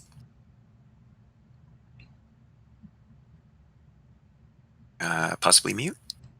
Lexi's on the table. My bad. Let me actually put Lexi on the DM layer until she returns, if she returns, so that that's not going to confuse us anymore. Okay. Bad guy tied with a lot of people that are all bad guys. Okay. Has everyone had a turn? Who's here? Yeah. If you have not had a turn, let me know because that would indicate that you're not in the initiative or we skipped you by accident. So the 3 guys are this guy, Maria, and this guy. Okay, so this one will attack Jakan. 19 on Jakan. That probably I don't like when people don't. 19 hits. So 2 damage. This one will also run up to you. Yeah, join me. Why can't I select the token? It's immune to DM clicking? Really? What the hell? Okay, that is really cool. It's really not cool, to be honest. Am I going to have to reboot my Roll20? Did you get one that's removing things instead? I wonder if it's selecting the web or something. I think I removed the web, so it shouldn't be in the way. Yeah. It's allowing me to select everything except this. You know what? There's something screwy with that token. I'm just going to drag out a new one. I'll do the attack, though. So this is also on Jakan in 18? Yeah, that hits. 4-6. I don't know why the hell that was busted, but now my map disappeared. Why is everything screwy? Okay. Give me a sec to just reload the Roll20 tab. Unfortunately, it's going to mean I have to re-pull up all the stat blocks, but obviously something is very screwy right now, and better that than fighting it for an hour. That's why it was thinking of another table I have. Okay, well, that's stupid. Back to Kryptgarden. That would explain why it wasn't responding. It was messing with my Saturday game. All right, now let this start up. Let's pop the chat window out. Sorry about this. Roll 20, just screwing around. Okay. I'll have to do the resume. Okay. It looks like it moved after. Okay, so that guy moved, and the only other guy left is the new beastie. The new beastie will attempt to. He's going to attempt to attack Jacan with an 11. I assume that misses, and a longsword with a 17. If the 17 hits 4, if not 0. Nope. Okay, so that's everyone there. My apologies for roll 20 screwing around. Solaris. Top of the round. Flags. All right. So there's the mage there. I kind of want to go for the mage. So I think although you Jacan, you do look like you're kind of facing the guy alone.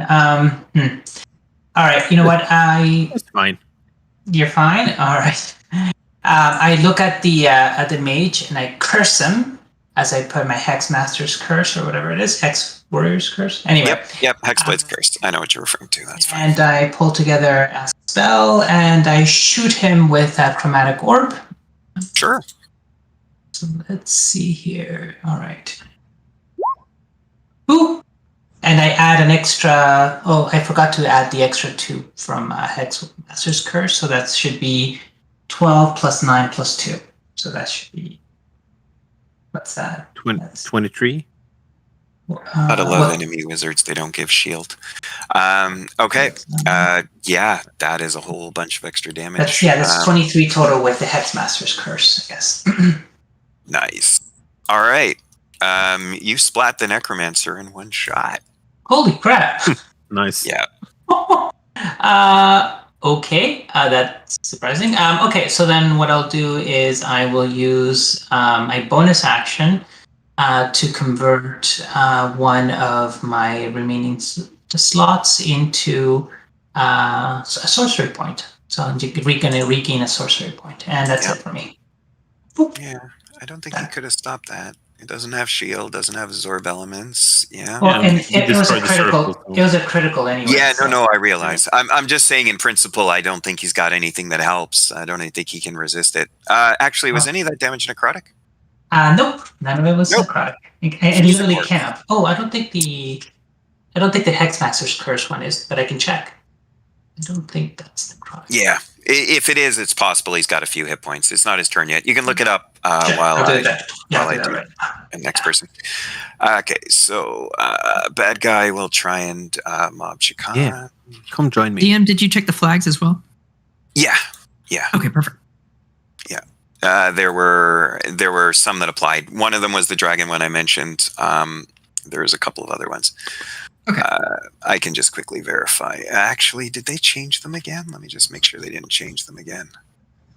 Ooh, they mark. Oh, I see what they highlighted a couple. Let me just double check. So that's the dragon one I told you about. That also affects the dragon. Right,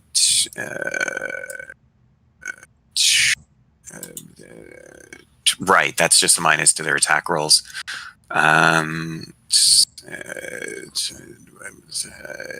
Oh, yeah, sorry. Yeah, well, that doesn't come into effect yet. So, yeah, that was coming though. All right. Yeah, it is what I figured. I don't think it does necrotic. It's just says yeah, that's the so damage. he bites it. Okay, so 15 and 10 on Jacan. Nice. All right. You're tanking like a champ. Okay, and Jacan's actual turn. I'm gonna say you should have walked away. Just use Nice. Word of Radiance on everyone within 5 feet. Okay. Hopefully, some will, fail. 13. Yeah. 13, yeah. That's a fail. Okay, so I'm actually going to roll the saves first, so I can figure out who I have to adjust. Oh, that's another one of these guys. Okay. Because I think it's just the 2 damage. Okay, so both of those guys are affected. And finally, this guy. That's the one that's all around 5 feet, right? Yeah, it's all around 5 feet. So basically, you got everyone except this guy here. Yeah, and I'll move up my spiritual weapon and whack that guy. Yeah. Just remind me again: is there any other negative effects, or it's just the damage? It's just damage, but it hits And more it's radiant, multiple I people. assume. Yeah, it's radiant. Yeah. Okay. Cool. Thanks. And I'm not sure if 11 hits. I'll roll again if it doesn't hit. Yeah, it probably doesn't. Just roll again anyways. Yeah, it does miss. Let's go. I was pretty sure it did, but there you go. Yeah, that hits. And they're both 8, so I don't even have to pick which one to fly. So, all right. That guy seems like the beefiest thing you're fighting still. The thing that just appeared. So the other things look a little weak, but obviously they're going to be doing damage to people. So you guys can decide who you want to prioritize. Strata Sophie. I am going to slide right there.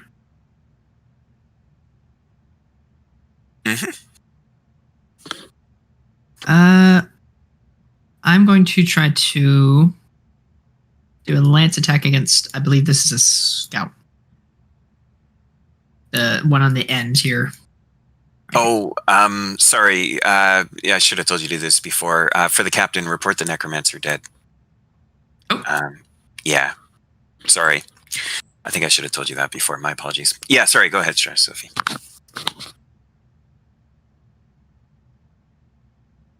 Oh man, I hope we weren't supposed to keep the guy. I keep killing mages. Oops. Well, they're the ones that didn't accept my dissertation papers. So take that. Okay, there we go. Now I'm going to go ahead and do a lance strike on that creature. Okay. Does a 12 hit the scout? 12. I think no. 12 misses. Roll again. I have to use all my 10 re-rolls. I'll count the 20 if you want. I will take it. So sure. Okay. 13 damage. So 13 damage will kill that guy. Thank you. Nice. All right. Impaled. Yep. It had a bunch, so it's a good guy to have hit. Strata Sophie done? Let me check my movement real quick. Sure. I'm just going to put myself right here next to Jakar. This guy died, so I'll take him out of the initiative. Adrian now? I'm just gonna Eldritch Blast. Sure. This guy. That one? Okay, yep. Spells. 16 hits, yeah. And now come back 10. Okay. And you're there, so it'll go this way. Okay. And 4 damage. Okay. Anything else? No. All right. Necromancer would get a turn, but Necromancer was felled by some awesome player actions. All right. This dude who just killed the Necromancer. Who's that? With the crit. Oh boy. Hell yeah. Yeah, that makes sense. Who is that? That's Solaris. Solaris? Okay. Yeah. It's going to try and shoot at you. Sure, that makes it's just longbow shots, though, so probably not too bad. Yep, 7 and 9. So pretty sure those miss, because if they hit, something went horribly wrong. A thimp named Merlin. Cool. I will use Firebolt. Yep. And I completely forgot that I can do double damage. So Firebolt and then Firebolt. And then I'll hit this guy, I guess. Okay. Yep. 19 hits, yeah. Sorry, why are you shooting 2? Because I have sniper spell. It says it double the damages. Or am I retarded? Sorry, what's the feature name? It's a feat, right? Yeah, it's a feat. I don't know if it does. Spell Sniper will double the distance. Yeah, I it's think usually 120, so you can only hit to 240 feet.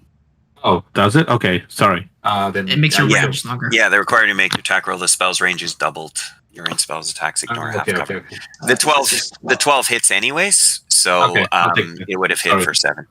I'm sorry, I read that wrong. My bad. Yeah, it's okay. It's all right. It just threw me off a bit. And you said this guy here, right? Yeah, this guy here. Okay. It's hanging on, but it looks like it's in really bad shape after that shot. Any bonus or move or done? No, that's it for me. And okay, would be Lexi. Lexi's not here. Big boy. Okay, you didn't enjoy getting pushed. You are going to Lordy. Can you go straight through the middle and be a real pain? 1, 2, 3, 4, 5. Gonna fall short. Okay, he'll go over here. Actually, can he? If he draws Apotex, maybe? Yeah, he doesn't really care. He's undead. So both Jakan and Stratosophie can take off attacks. It's going to come after Adrianelle. Try and take her out. Yep. It's still one-handed. Not that it matters. Yeah. Oh, actually, you're a 10-foot reach, right? I am. So, it won't leave Stratosophie's reach. So, in this case, sorry, there wouldn't be an op attack for you, but there is for Jakan. If you want, or you can pass. Yeah. Okay. That does hit. And 12. I don't even have to ask you which handed because same amount. Okay, looks like you guys have taken about half its hit points at this point. And it's going to attempt to attack Adrianelle first with a life drain. 18? Yeah, I think that hits. Sounds like it is. All right. 3 necrotic, but you need a con save. DC 13, or your hit point maximum is reduced by the 3. So you're fine. You just take the 3 damage, though. That's that one. And he'll also try with a one-handed longsword. Another 18 for 8 more. So just 8 more. It's just basic damage, though, for that one. So like 11, right? Yeah, 11 total. Yeah. Could I do a reaction? Sure. What's the reaction? Hellish Rebuke. Yeah, you can definitely do that. Sure. What does that do? Fire damage. In retaliation, basically, the person who hit you gets flame back on them. Oh, that's pretty cool. Yep, definitely is. Dexterity. Unfortunately, it made it, but if I remember correctly, Hellish Rebuke is only half. So, sorry, it's still half if you save. So, I will take that. Yeah, you just rolled low on damage. Unfortunately, it happens. Okay. Hellish Rebuke done. So that's it for its turn. This guy is still alive and really doesn't care who he kills. He'll go after Jakan. 11's not going to hit you. You have much better than that. And this guy will also try you, I think. Yeah, he doesn't have anyone else, and he's not going to take an op attack. Ooh, crit. I'll take it. Oh, that's I'm going down. That's a good crit. 12 damage. Are you going to go down? Yeah, I had 12 hit points left, so... Were you one of them that's raging, though? No. That's, okay. Because that would be only 6 if it was raging. Okay, so 0. All right. cultist looks really impressed with himself, sort of thumps his chest, admiring his awesomeness. All right, Solaris. All right, I'm going to go about here, and then I'm going to use up that sorcery point I just gained in order to twin chromatic orb. So I'm gonna hit this guy and that guy that seems to be thinking he's so cool. So I'll do both. Yes. So first I'll do this guy you said, and the guy who thought he was cool, right? Yeah. Yeah. Okay, go ahead. Okay, so I'm gonna shoot this guy first. Let's see if I hit. Oh my god, that's another crit! Nice. You have very well timed crits, let me tell you. Right. The 2 is rage type thing, or it's something else? Yeah, you can remove that because I don't have the hex 31 master. though? Yeah, that's right. Well, it had 26, so nice. It's down. Okay, and then the other one's going on that one. Oh, it's actually the other one that. Yeah, so and then the other one's going on that one. So that's 8. So it's the lower one that'll get it because he's the one that was doing the I'm awesome. Yeah, whichever one was the awesome one. Yeah, and that guy only had 7, so he also dies. Okay. Nice round. Well, I don't know if you with a still smile. I don't know if you still have your inspiration, but if you don't have it, take it. All right, I'll take that. Thank you. Okay, Scouty. A lot of these people are dead. Jikan. Yeah, I'll put on Whisper because that's much more fun. Always. All right. That's one thought. Okay, I'm done. Nice. Okay. Stratosophie, sorry. I'm right next to Jikan, so this guy is still alive? Yes. And Jikan is down. Yeah.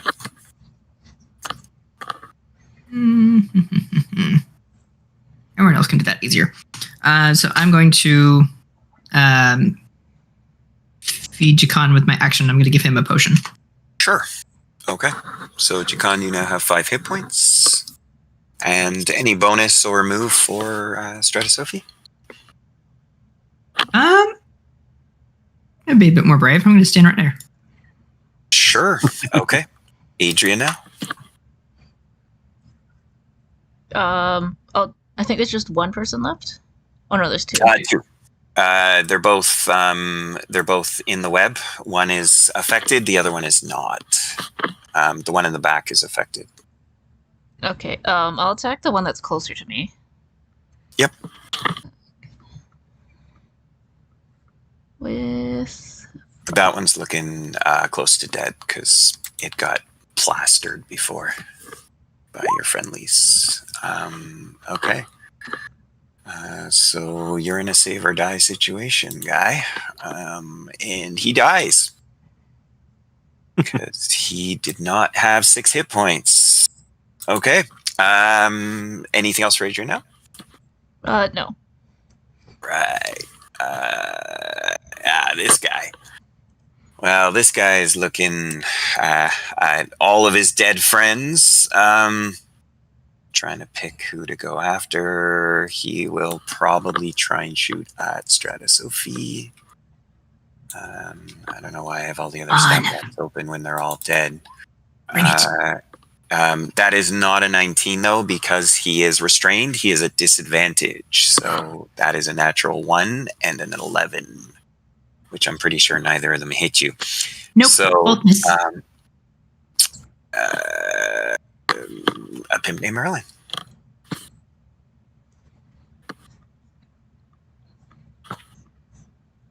Is Jenkins down? 2-minute warning. Yeah. Yep. Yeah. Technically, you guys already won because you killed the necromancer. So you've already accomplished the key thing you had to do. So at this point, it's not getting killed, which you're not likely to have a problem with. Can I go up to him and give him a heal potion? Yeah, sure. He's technically up. He has 5 hit points. Sorry, yeah, his bar is invisible because it's above him, but he has 5 hit points. Okay, then in that case, I just go up there, use Mage Hand to hand him over the magic potion, healing potion. Sure. Okay. And then I don't know. My magic hand just waves around in the air like doesn't care, and then I am my turn. Nice. All right. That's a dead cultist, and that's a dead cultist because everybody else is dead. Solaris. So that guy's restrained. So I guess I to just I'll shoot it. I guess I have advantage on this. Go. Boop. 13? Yep. 13. What's your AC, buddy? 13 hits. All right. 5 force. Okay. Jikan. I guess I'm gonna stand up. Sure. And I'm gonna use, it's difficult terrain. Sure. I'll switch weapons. I'll shoot him with my crossbow. Sure. There you go. You actually had advantage. You could just roll to see if you get a crit. No. So 9 damage. Okay, it is looking really bad after that. Strata Sophie. Take a reroll. See if you get another crit. I'm not going to use these anymore. Dragon has been found. Cheers. What does that mean? Nice. It means someone's taken away the green dragon mask. Basically, it's a story item that can be used if you play the season 1 adventure. It has like a whole bunch of only the hardcover useful features. Yeah, basically the hardcover. Yeah. Yeah. So. Yeah, we found it. I'm back. Okay. Strata Sophie.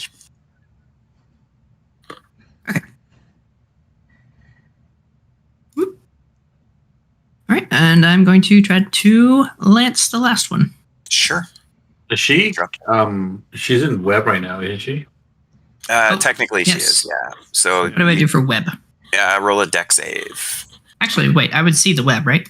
Yeah. You can go around though, around the edge. 5, 10, 15, 20, 25, 30. Alternatively, the person who's concentrating on it could drop it, but that would release the creature as well. Yeah. Whereas you're 10 feet away from there, so.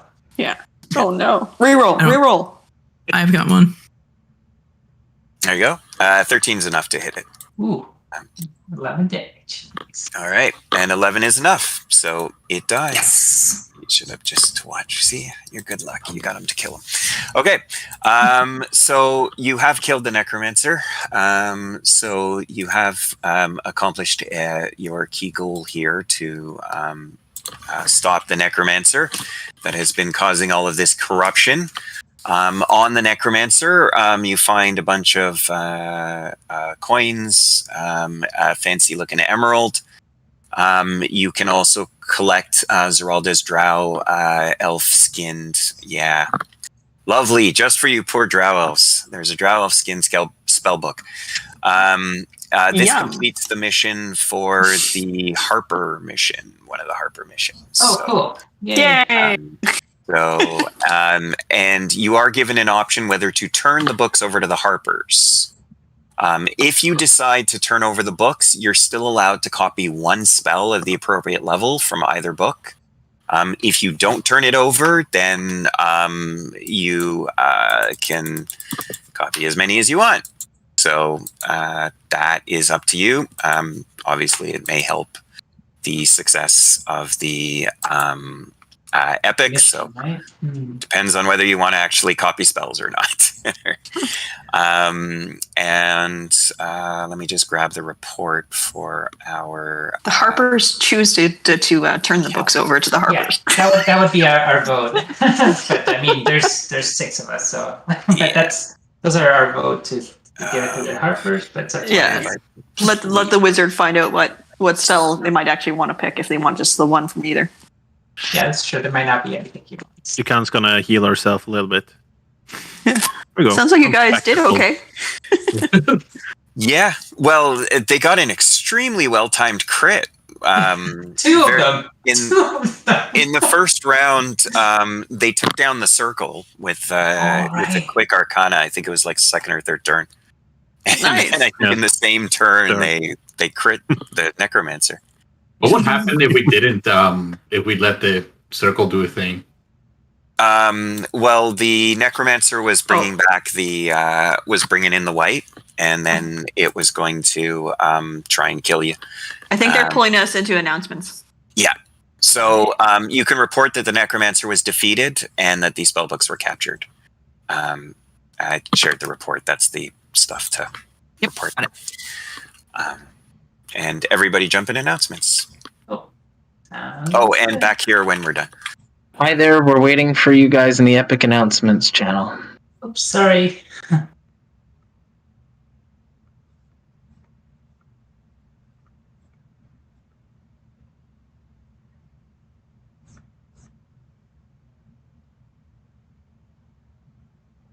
Okay, just waiting for everybody here.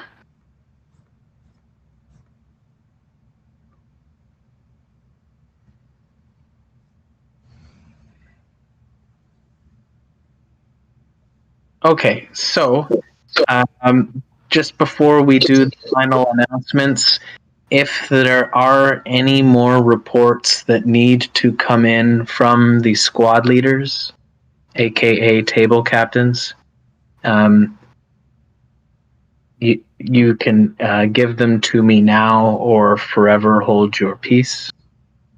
If you are unsure, you should be typing something now into the squad leaders channel so that we know, because it could affect the outcome. So the good news is that you set out to stop the cult of the dragon from making a pact with Plagilimatar, the ancient green dragon. Some of the cultists wanted to suggest that she become a Dracolich with some help from the necromancers of the Red Wizards of Thay and their influence. And the new cultists have a better idea of having Plagilimatar help in bringing back Tiamat from the Nine Hells, of which there was a lot of people helping to attack the new cultists. And you were triumphant. There was a lot of support from all the factions except the Lord's Alliance in helping to defeat the cultists that wanted to turn her into a Dracolich. They were successful, of course, but unfortunately the Lord's Alliance were not there. But maybe we could get some other highlights from Angelo. I could also do a little wrap up for Cloggy Leomatter as well when Langelo's done. Right, so the champions table went incredibly well for them because the Twilight's clerics, the mental fortitude was strong and couldn't get incapacitated despite 2 hold person attempts, which would have dropped their Twilight Sanctuary. But because Twilight Sanctuary is incredibly powerful, they barely took any damage and managed to wipe out the entire group of cultists without much of a sweat. And because of that, and the Harpers taking care of business overall, Lex Zora is the one who is able to claim the Green Dragon Mask. That is a legendary item.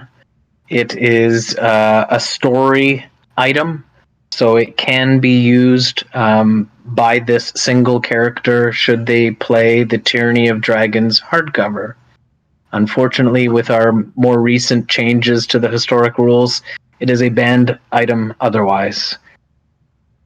But still, congratulations to the Harpers and to Jen for winning and representing the Harpers at the Champions table. Terry, how did it go against Cloggy-Amatar? Well, in essence, the dragon roars in anger and fear as blood streams from 100 different wounds on her body. The blood whirls and spits as it strikes the ground, sending up small clouds of acrid green fumes. Curse you, vermin! Curse your causes! Soon you will all reap the dire rewards for your aspirations! With 2 great beats of her wings, the dragon's massive body hurtles over the tree line and vanishes into the distance. The great green dragon, Cloggy Leomatter, has fled. She's been defeated, and you are all victorious. Congratulations, everybody. We have put together, as we always do, a feedback survey You can always find our feedback surveys in the server feedback channel, but I will also put a link in our Epic announcements channel. We will be following up with those that purchase rerolls to give them their certificates, as they have to be named on the certificate for a specific player. So we'll start following up on that tomorrow and get those to you as soon as possible. We want to thank everyone for taking part in helping us raise money for Sick Kids Hospital Toronto. And of course, I don't want to forget mentioning that we have the Wizards Tower channel for those that are wizards or ritual casters that can copy from spellbooks. Please check it out. And a very special thank you to Mark or Mythal here on the server for helping us to run that. Just make sure that you take a look at that and run through that today, as it represents only those that were taking part in the Epic that can partake in that. So again, thanks for taking part in our run of the very first Epic for Adventurers League. And we hope you have a great day. You can go back to your tables and get your rewards from your dungeon masters.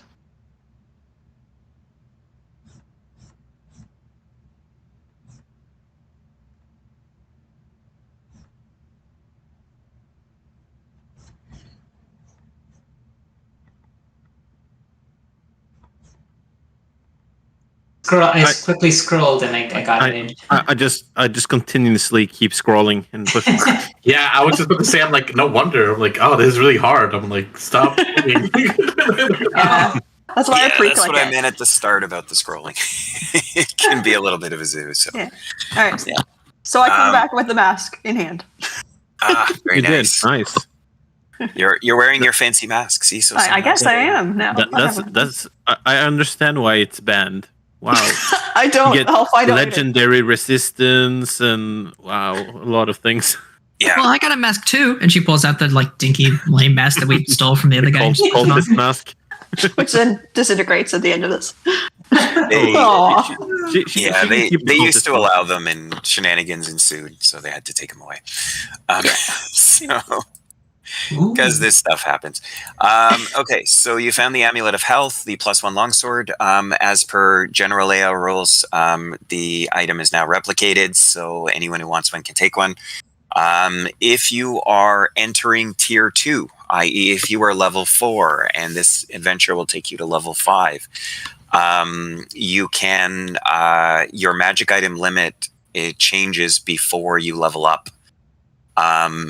Before you choose to discard items. So you could choose to take both items if you wish.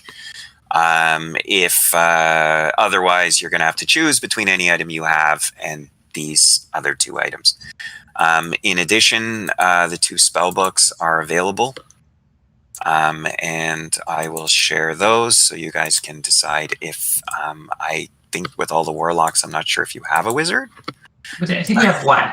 I think we have one. Me. Yeah. So theoretically, if the wizard wants, they can take the spellbook. If not, you guys can do downtime activities to copy. I guess since you only have one wizard, they can probably run with both. Ooh, there's a lot of as long as everybody's okay with that, I guess. Yeah, no matter. Yeah, Hey. Sometimes other people want them to lend out, so I never know. But unfortunately, it is a 3-hour epic instead of a 4-hour epic, so technically the gold is only 60 instead of 80. But I don't think anyone's going to care if you just count it as 4, because truth is we end up playing close to 4 anyways. But technically it's 3, so 60 gold.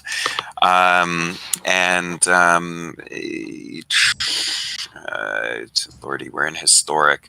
Right. So it counts 3 hours towards your level up. If that gets you to at least 4, you can level up. Otherwise, you have to wait until you play 1 more hour, basically. As mentioned, the choice to take the faction is because of the free rebuilds, you can just rebuild it back out if you don't want to keep the faction, and just restore your original background feature, basically, and so your character can be as it was.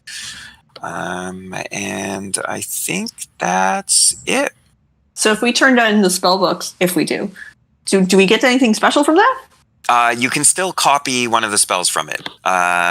Generally, though, I suspect that other tables probably turn them in, so you might as well just keep them. Yeah. Let the wizard have his drow skin spellbook. Oh boy, you better not let. Why you gotta be like that, man? Yeah. Yeah. I mean, is it one of the drow that is taking the spell books? No, I think it's not me. Okay. So it looks like it's the non-drow. So that's cool. It's not so cool for the non-people. And the other one is the Red Vellum spellbook. So you can take those. And on a personal note, thank you for everyone who participated. The money does go to charity. And as you heard, we are giving to a children's hospital. And we really appreciate everyone who participates and donates, even if it's just in paying the fee to play. I hope everyone had some fun. Thank you, Steve. That was a lot of fun. Yeah, thank you. Thank you so much. By the way, we had a thing for ours, and I don't think we did any of them, or did we kill them all? For which? For our faction. So basically, what ends up happening is it's sort of spread over all the tables. So some tables can complete some of the missions, and some tables can't. So, for example, on your table, you had the opportunity to complete the Harper's mission with the spell books, and I believe you also had 2 more. If I remember correctly, I think there was an Emerald Enclave and stuff like that. But you did manage to complete all the missions that you had an opportunity, except that the Lord's Alliance one, the way they do the mechanic is you have to have someone of that faction present to complete the mission for that faction. So in this case, because you didn't have, I think it was Order of the Gauntlet. Because you didn't have an Order of the Gauntlet, you just didn't complete that one. But if any of the other tables had an Order of the Gauntlet member and completed it, then they would have done it. Wow. Similarly, though, you guys completed a Harper's mission by finding the spell books. If another table did not have a Harper, they couldn't complete that mission, right? So every table that sort of contributed a little helped to ensure that all the missions, or enough of them, got completed. Cool. I can check the actual results if you're curious how many got finished. But I suspect a lot of them. I was just wondering if like we had things to do, and I'm like, did we kill everybody? And that's why we didn't complete it. Oh yeah, because your primary was to make sure you got the Necromancer down. So in the I know sometimes it got a little lost, but in the first part, you were basically going to break up that meeting.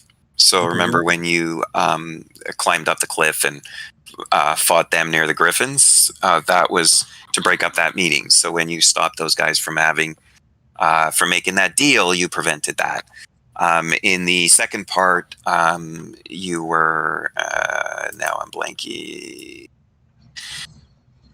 Track 3, where are we? Right, you did the aerial battle, and then you went to the ghost rooms. So you were seeking out the tablets to sort out where to get to the Necromancer, because you were trying to find where the Necromancer was. That identified how to find the Necromancer, and then in the third part, you went to engage the Necromancer. So that was the general direction they were going. It kind of gets a little lost because the intros don't explain it as well as they probably should. There's no story rewards for not story rewards, story downtime activities or that stuff from way back then. Yeah, because it's too far back. As we discussed in the DM's channel, which you guys wouldn't have been wouldn't have known at the time. This was actually written before they actually had published the player's handbook. Oh wow! So there's all kinds of mechanics and things that are way out in left field. Like, for example, the creature that just surprises you, and the ghost mechanics are completely messed up. The ghost has a possession thing where it acts on its own turn and it acts on your turn, and it can make you do things and all. Like it has all kinds of weird mechanics to it because they didn't have the raw. So, and similarly, when we were discussing the mounts, they wrote it with a certain mount rule, and we had to adapt it to fit the actual rule because they basically had the mounts just able to constantly zoom around with no special rules. Well, the only way that can really happen is if the mounts are doing disengages, because otherwise you couldn't prompt op attacks and stuff like that, right? Sorry, you couldn't stop them from prompting op attacks. So we insert a little rye into craziness, but so your table got to fight ghosts? Yeah. Well, you did fight the ghost. At the start, in part 2, we right? kept him alive. Basically, we didn't kill him. Yeah, true. You completed the mission, and then the ghost. I think he had 12 hit points by the time you finished, because a couple of people had hit him first, but you freed him basically. So when you gathered all the tablets and sorted out his riddle, you freed the ghost. And then, well, technically you sort of freed him. He was still bound to the necromancer. When you actually killed the necromancer, then you fully freed him, as well as a bunch of other spirits that were trapped by the necromancer. Oh, okay. Yeah, that was what he was muttering about near the end of that part, where, I'm still trapped, and etc. I forget his exact wording, but essentially that if you take care of the necromancer, then I can help you. And it would have been him who would have helped you if the dragon had shown up at your table and tried to kill you. That would have been the person you could have used to block the dragon. You remember you had that option? So I take it that dragon must have appeared in other people's tables, I guess. Yeah, it depends where the person who's running it decides to go. So, yeah. It did appear at our table. Yeah. Did you die, Fenris? No. Barbarian, no. I made a deal with the faking because we went to talk to the face instead of meddling with ghosts. You had track 2, yeah. Yeah. These guys played track 3. They were dealing with the necromancer, so you guys would have had slightly different things to deal with. Actually, even the fight here is different. I don't know if you remember when we did the description. They mentioned the people who are fighting on rope bridges. That's one of the other tracks. I can actually show you the final battle for different tracks. So see, this one is for the first track. So this has the rope bridges. And the one, I think you said Heinrich, was it? Fenris is my name. Fenris. Yeah. Henris. So Henris's fight would have been on a map like this. This was the for the second track. With a lot of hobgoblins. Yeah. There's a lot of hobgoblins. Yeah, and so they had like all kinds of bridges back here. Yeah. The funny part is the bridges are 5 feet wide, and when they run up to me, we're enraging. It's I'm gonna grapple it, and I'm gonna use some of my movement to move him off the bridge, and then I'm gonna let him go. Because I don't need to kill him. I just need him to be 30 feet below us on the ground. Very nice. So the characters basically on this map would have started at the top kind of thing, and then they had to figure out how to deal with it. Yes. So the different tracks were had like different challenges, and so it kind of had some variety there, where depending on which one you did, you could have different things to deal with. So in your case, for example, Henris would not have dealt with the ghost. Henris. Yeah.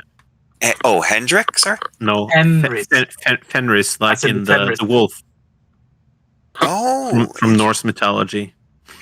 Oh, nice. That's a great name, actually. I love that. Thank you. That's By the awesome. way, what happened to the moss? Like, are we supposed to do anything with the magical moss that was growing on things? Probably just destroy it. I think someone else deal with that. Oh, okay. Did your table also find a +1 longsword? Yep. Yes. Yeah. The magic items are the same between the tables, although only the track that you guys were on, the table that we're playing, got the spell books. There are no spell books in the other tracks. Oh. So, nice. Lucky yeah. me. Nice So, for the wizard. good for the wizards, yeah. Lucky that the non-wizard table. Well, actually, we did have a wizard, I think. We had one. Sucks to be that wizard. One wizard, a lot of warlocks. Yeah, a lot. It was an A lot of interesting warlocks. We had one wizard, the Twilight Cleric, which ruined the special encounter. And I think we were 3 fighters or a 3 melee class. One of our characters actually was a multi-class with 4 classes. Whoa! It was, Wow. what was it? Fighter, Barbarian, Warlock, and something else, because he was stacking all the bonuses to damage. Jesus. Oh yeah, I wonder if Twilight- it's War Cleric. No, it was Because War Cleric at first level could get. He was the Smith Cleric, the armorer, the Oh. one that can Oh, make himself a right. magic weapon. Mhm. I think he also was polearm. No, he was he was great polearm master too. So he's doing 2 Oh, attacks right. round. Probably did very inhuman. Yeah. Yeah, Nice. he was more deadly than the barbarian. The funny part is like when we find a longsword, one of the characters already had the magic weapon. It's like, now the almost done. barbarian has 2 They're just weapons closing up. and I can't dual wield them. Gumbo's early. Oh, there's a whole mass of people in the wizard's tower. Oh gosh. Yeah, they're trading spells. I'm so jealous. There's only one wizard in it, though, and only the wizards. All right, guys, we probably got to go because we have a child who's singing in the background. Thanks, Steve. That was a lot of fun. Great, glad you enjoyed Thank you it. for the game, guys. Hope to see you Yeah, again. thank you guys. Thank you. It was fun. Thank Bye. Yeah, he can Remind me to tell our organizers when we do our con Some again of them to are our less wizard's for tower too. higher level stuff, but you'd have Yeah, to I will. We will talk with Martin again Yeah, about that and probably fix it. Oh, you guys know Martine? Nice. Okay. Yeah. No, I see Martine posting on the D&D Discord all the time, so sometimes I don't realize who they're She is one of the big organizers in our locals. Oh, nice. All right. Well, have a good one. I think you mentioned. Is it a German accent I'm picking up? No, Scandinavian. French? we're both Norwegians, so. Oh, Norwegian. Okay. No, I'm totally French because I'm doing this absurd French accent now. Yeah, I was gonna say. It was definitely European. I think you mentioned your evening now, right? Yeah. Yes. It's 22. 22. You're 5 hours or 6 hours? 10:52 p.m. 10:52. So 6 for me. Okay, cool. Yeah. I wasn't sure because I used to get a lot of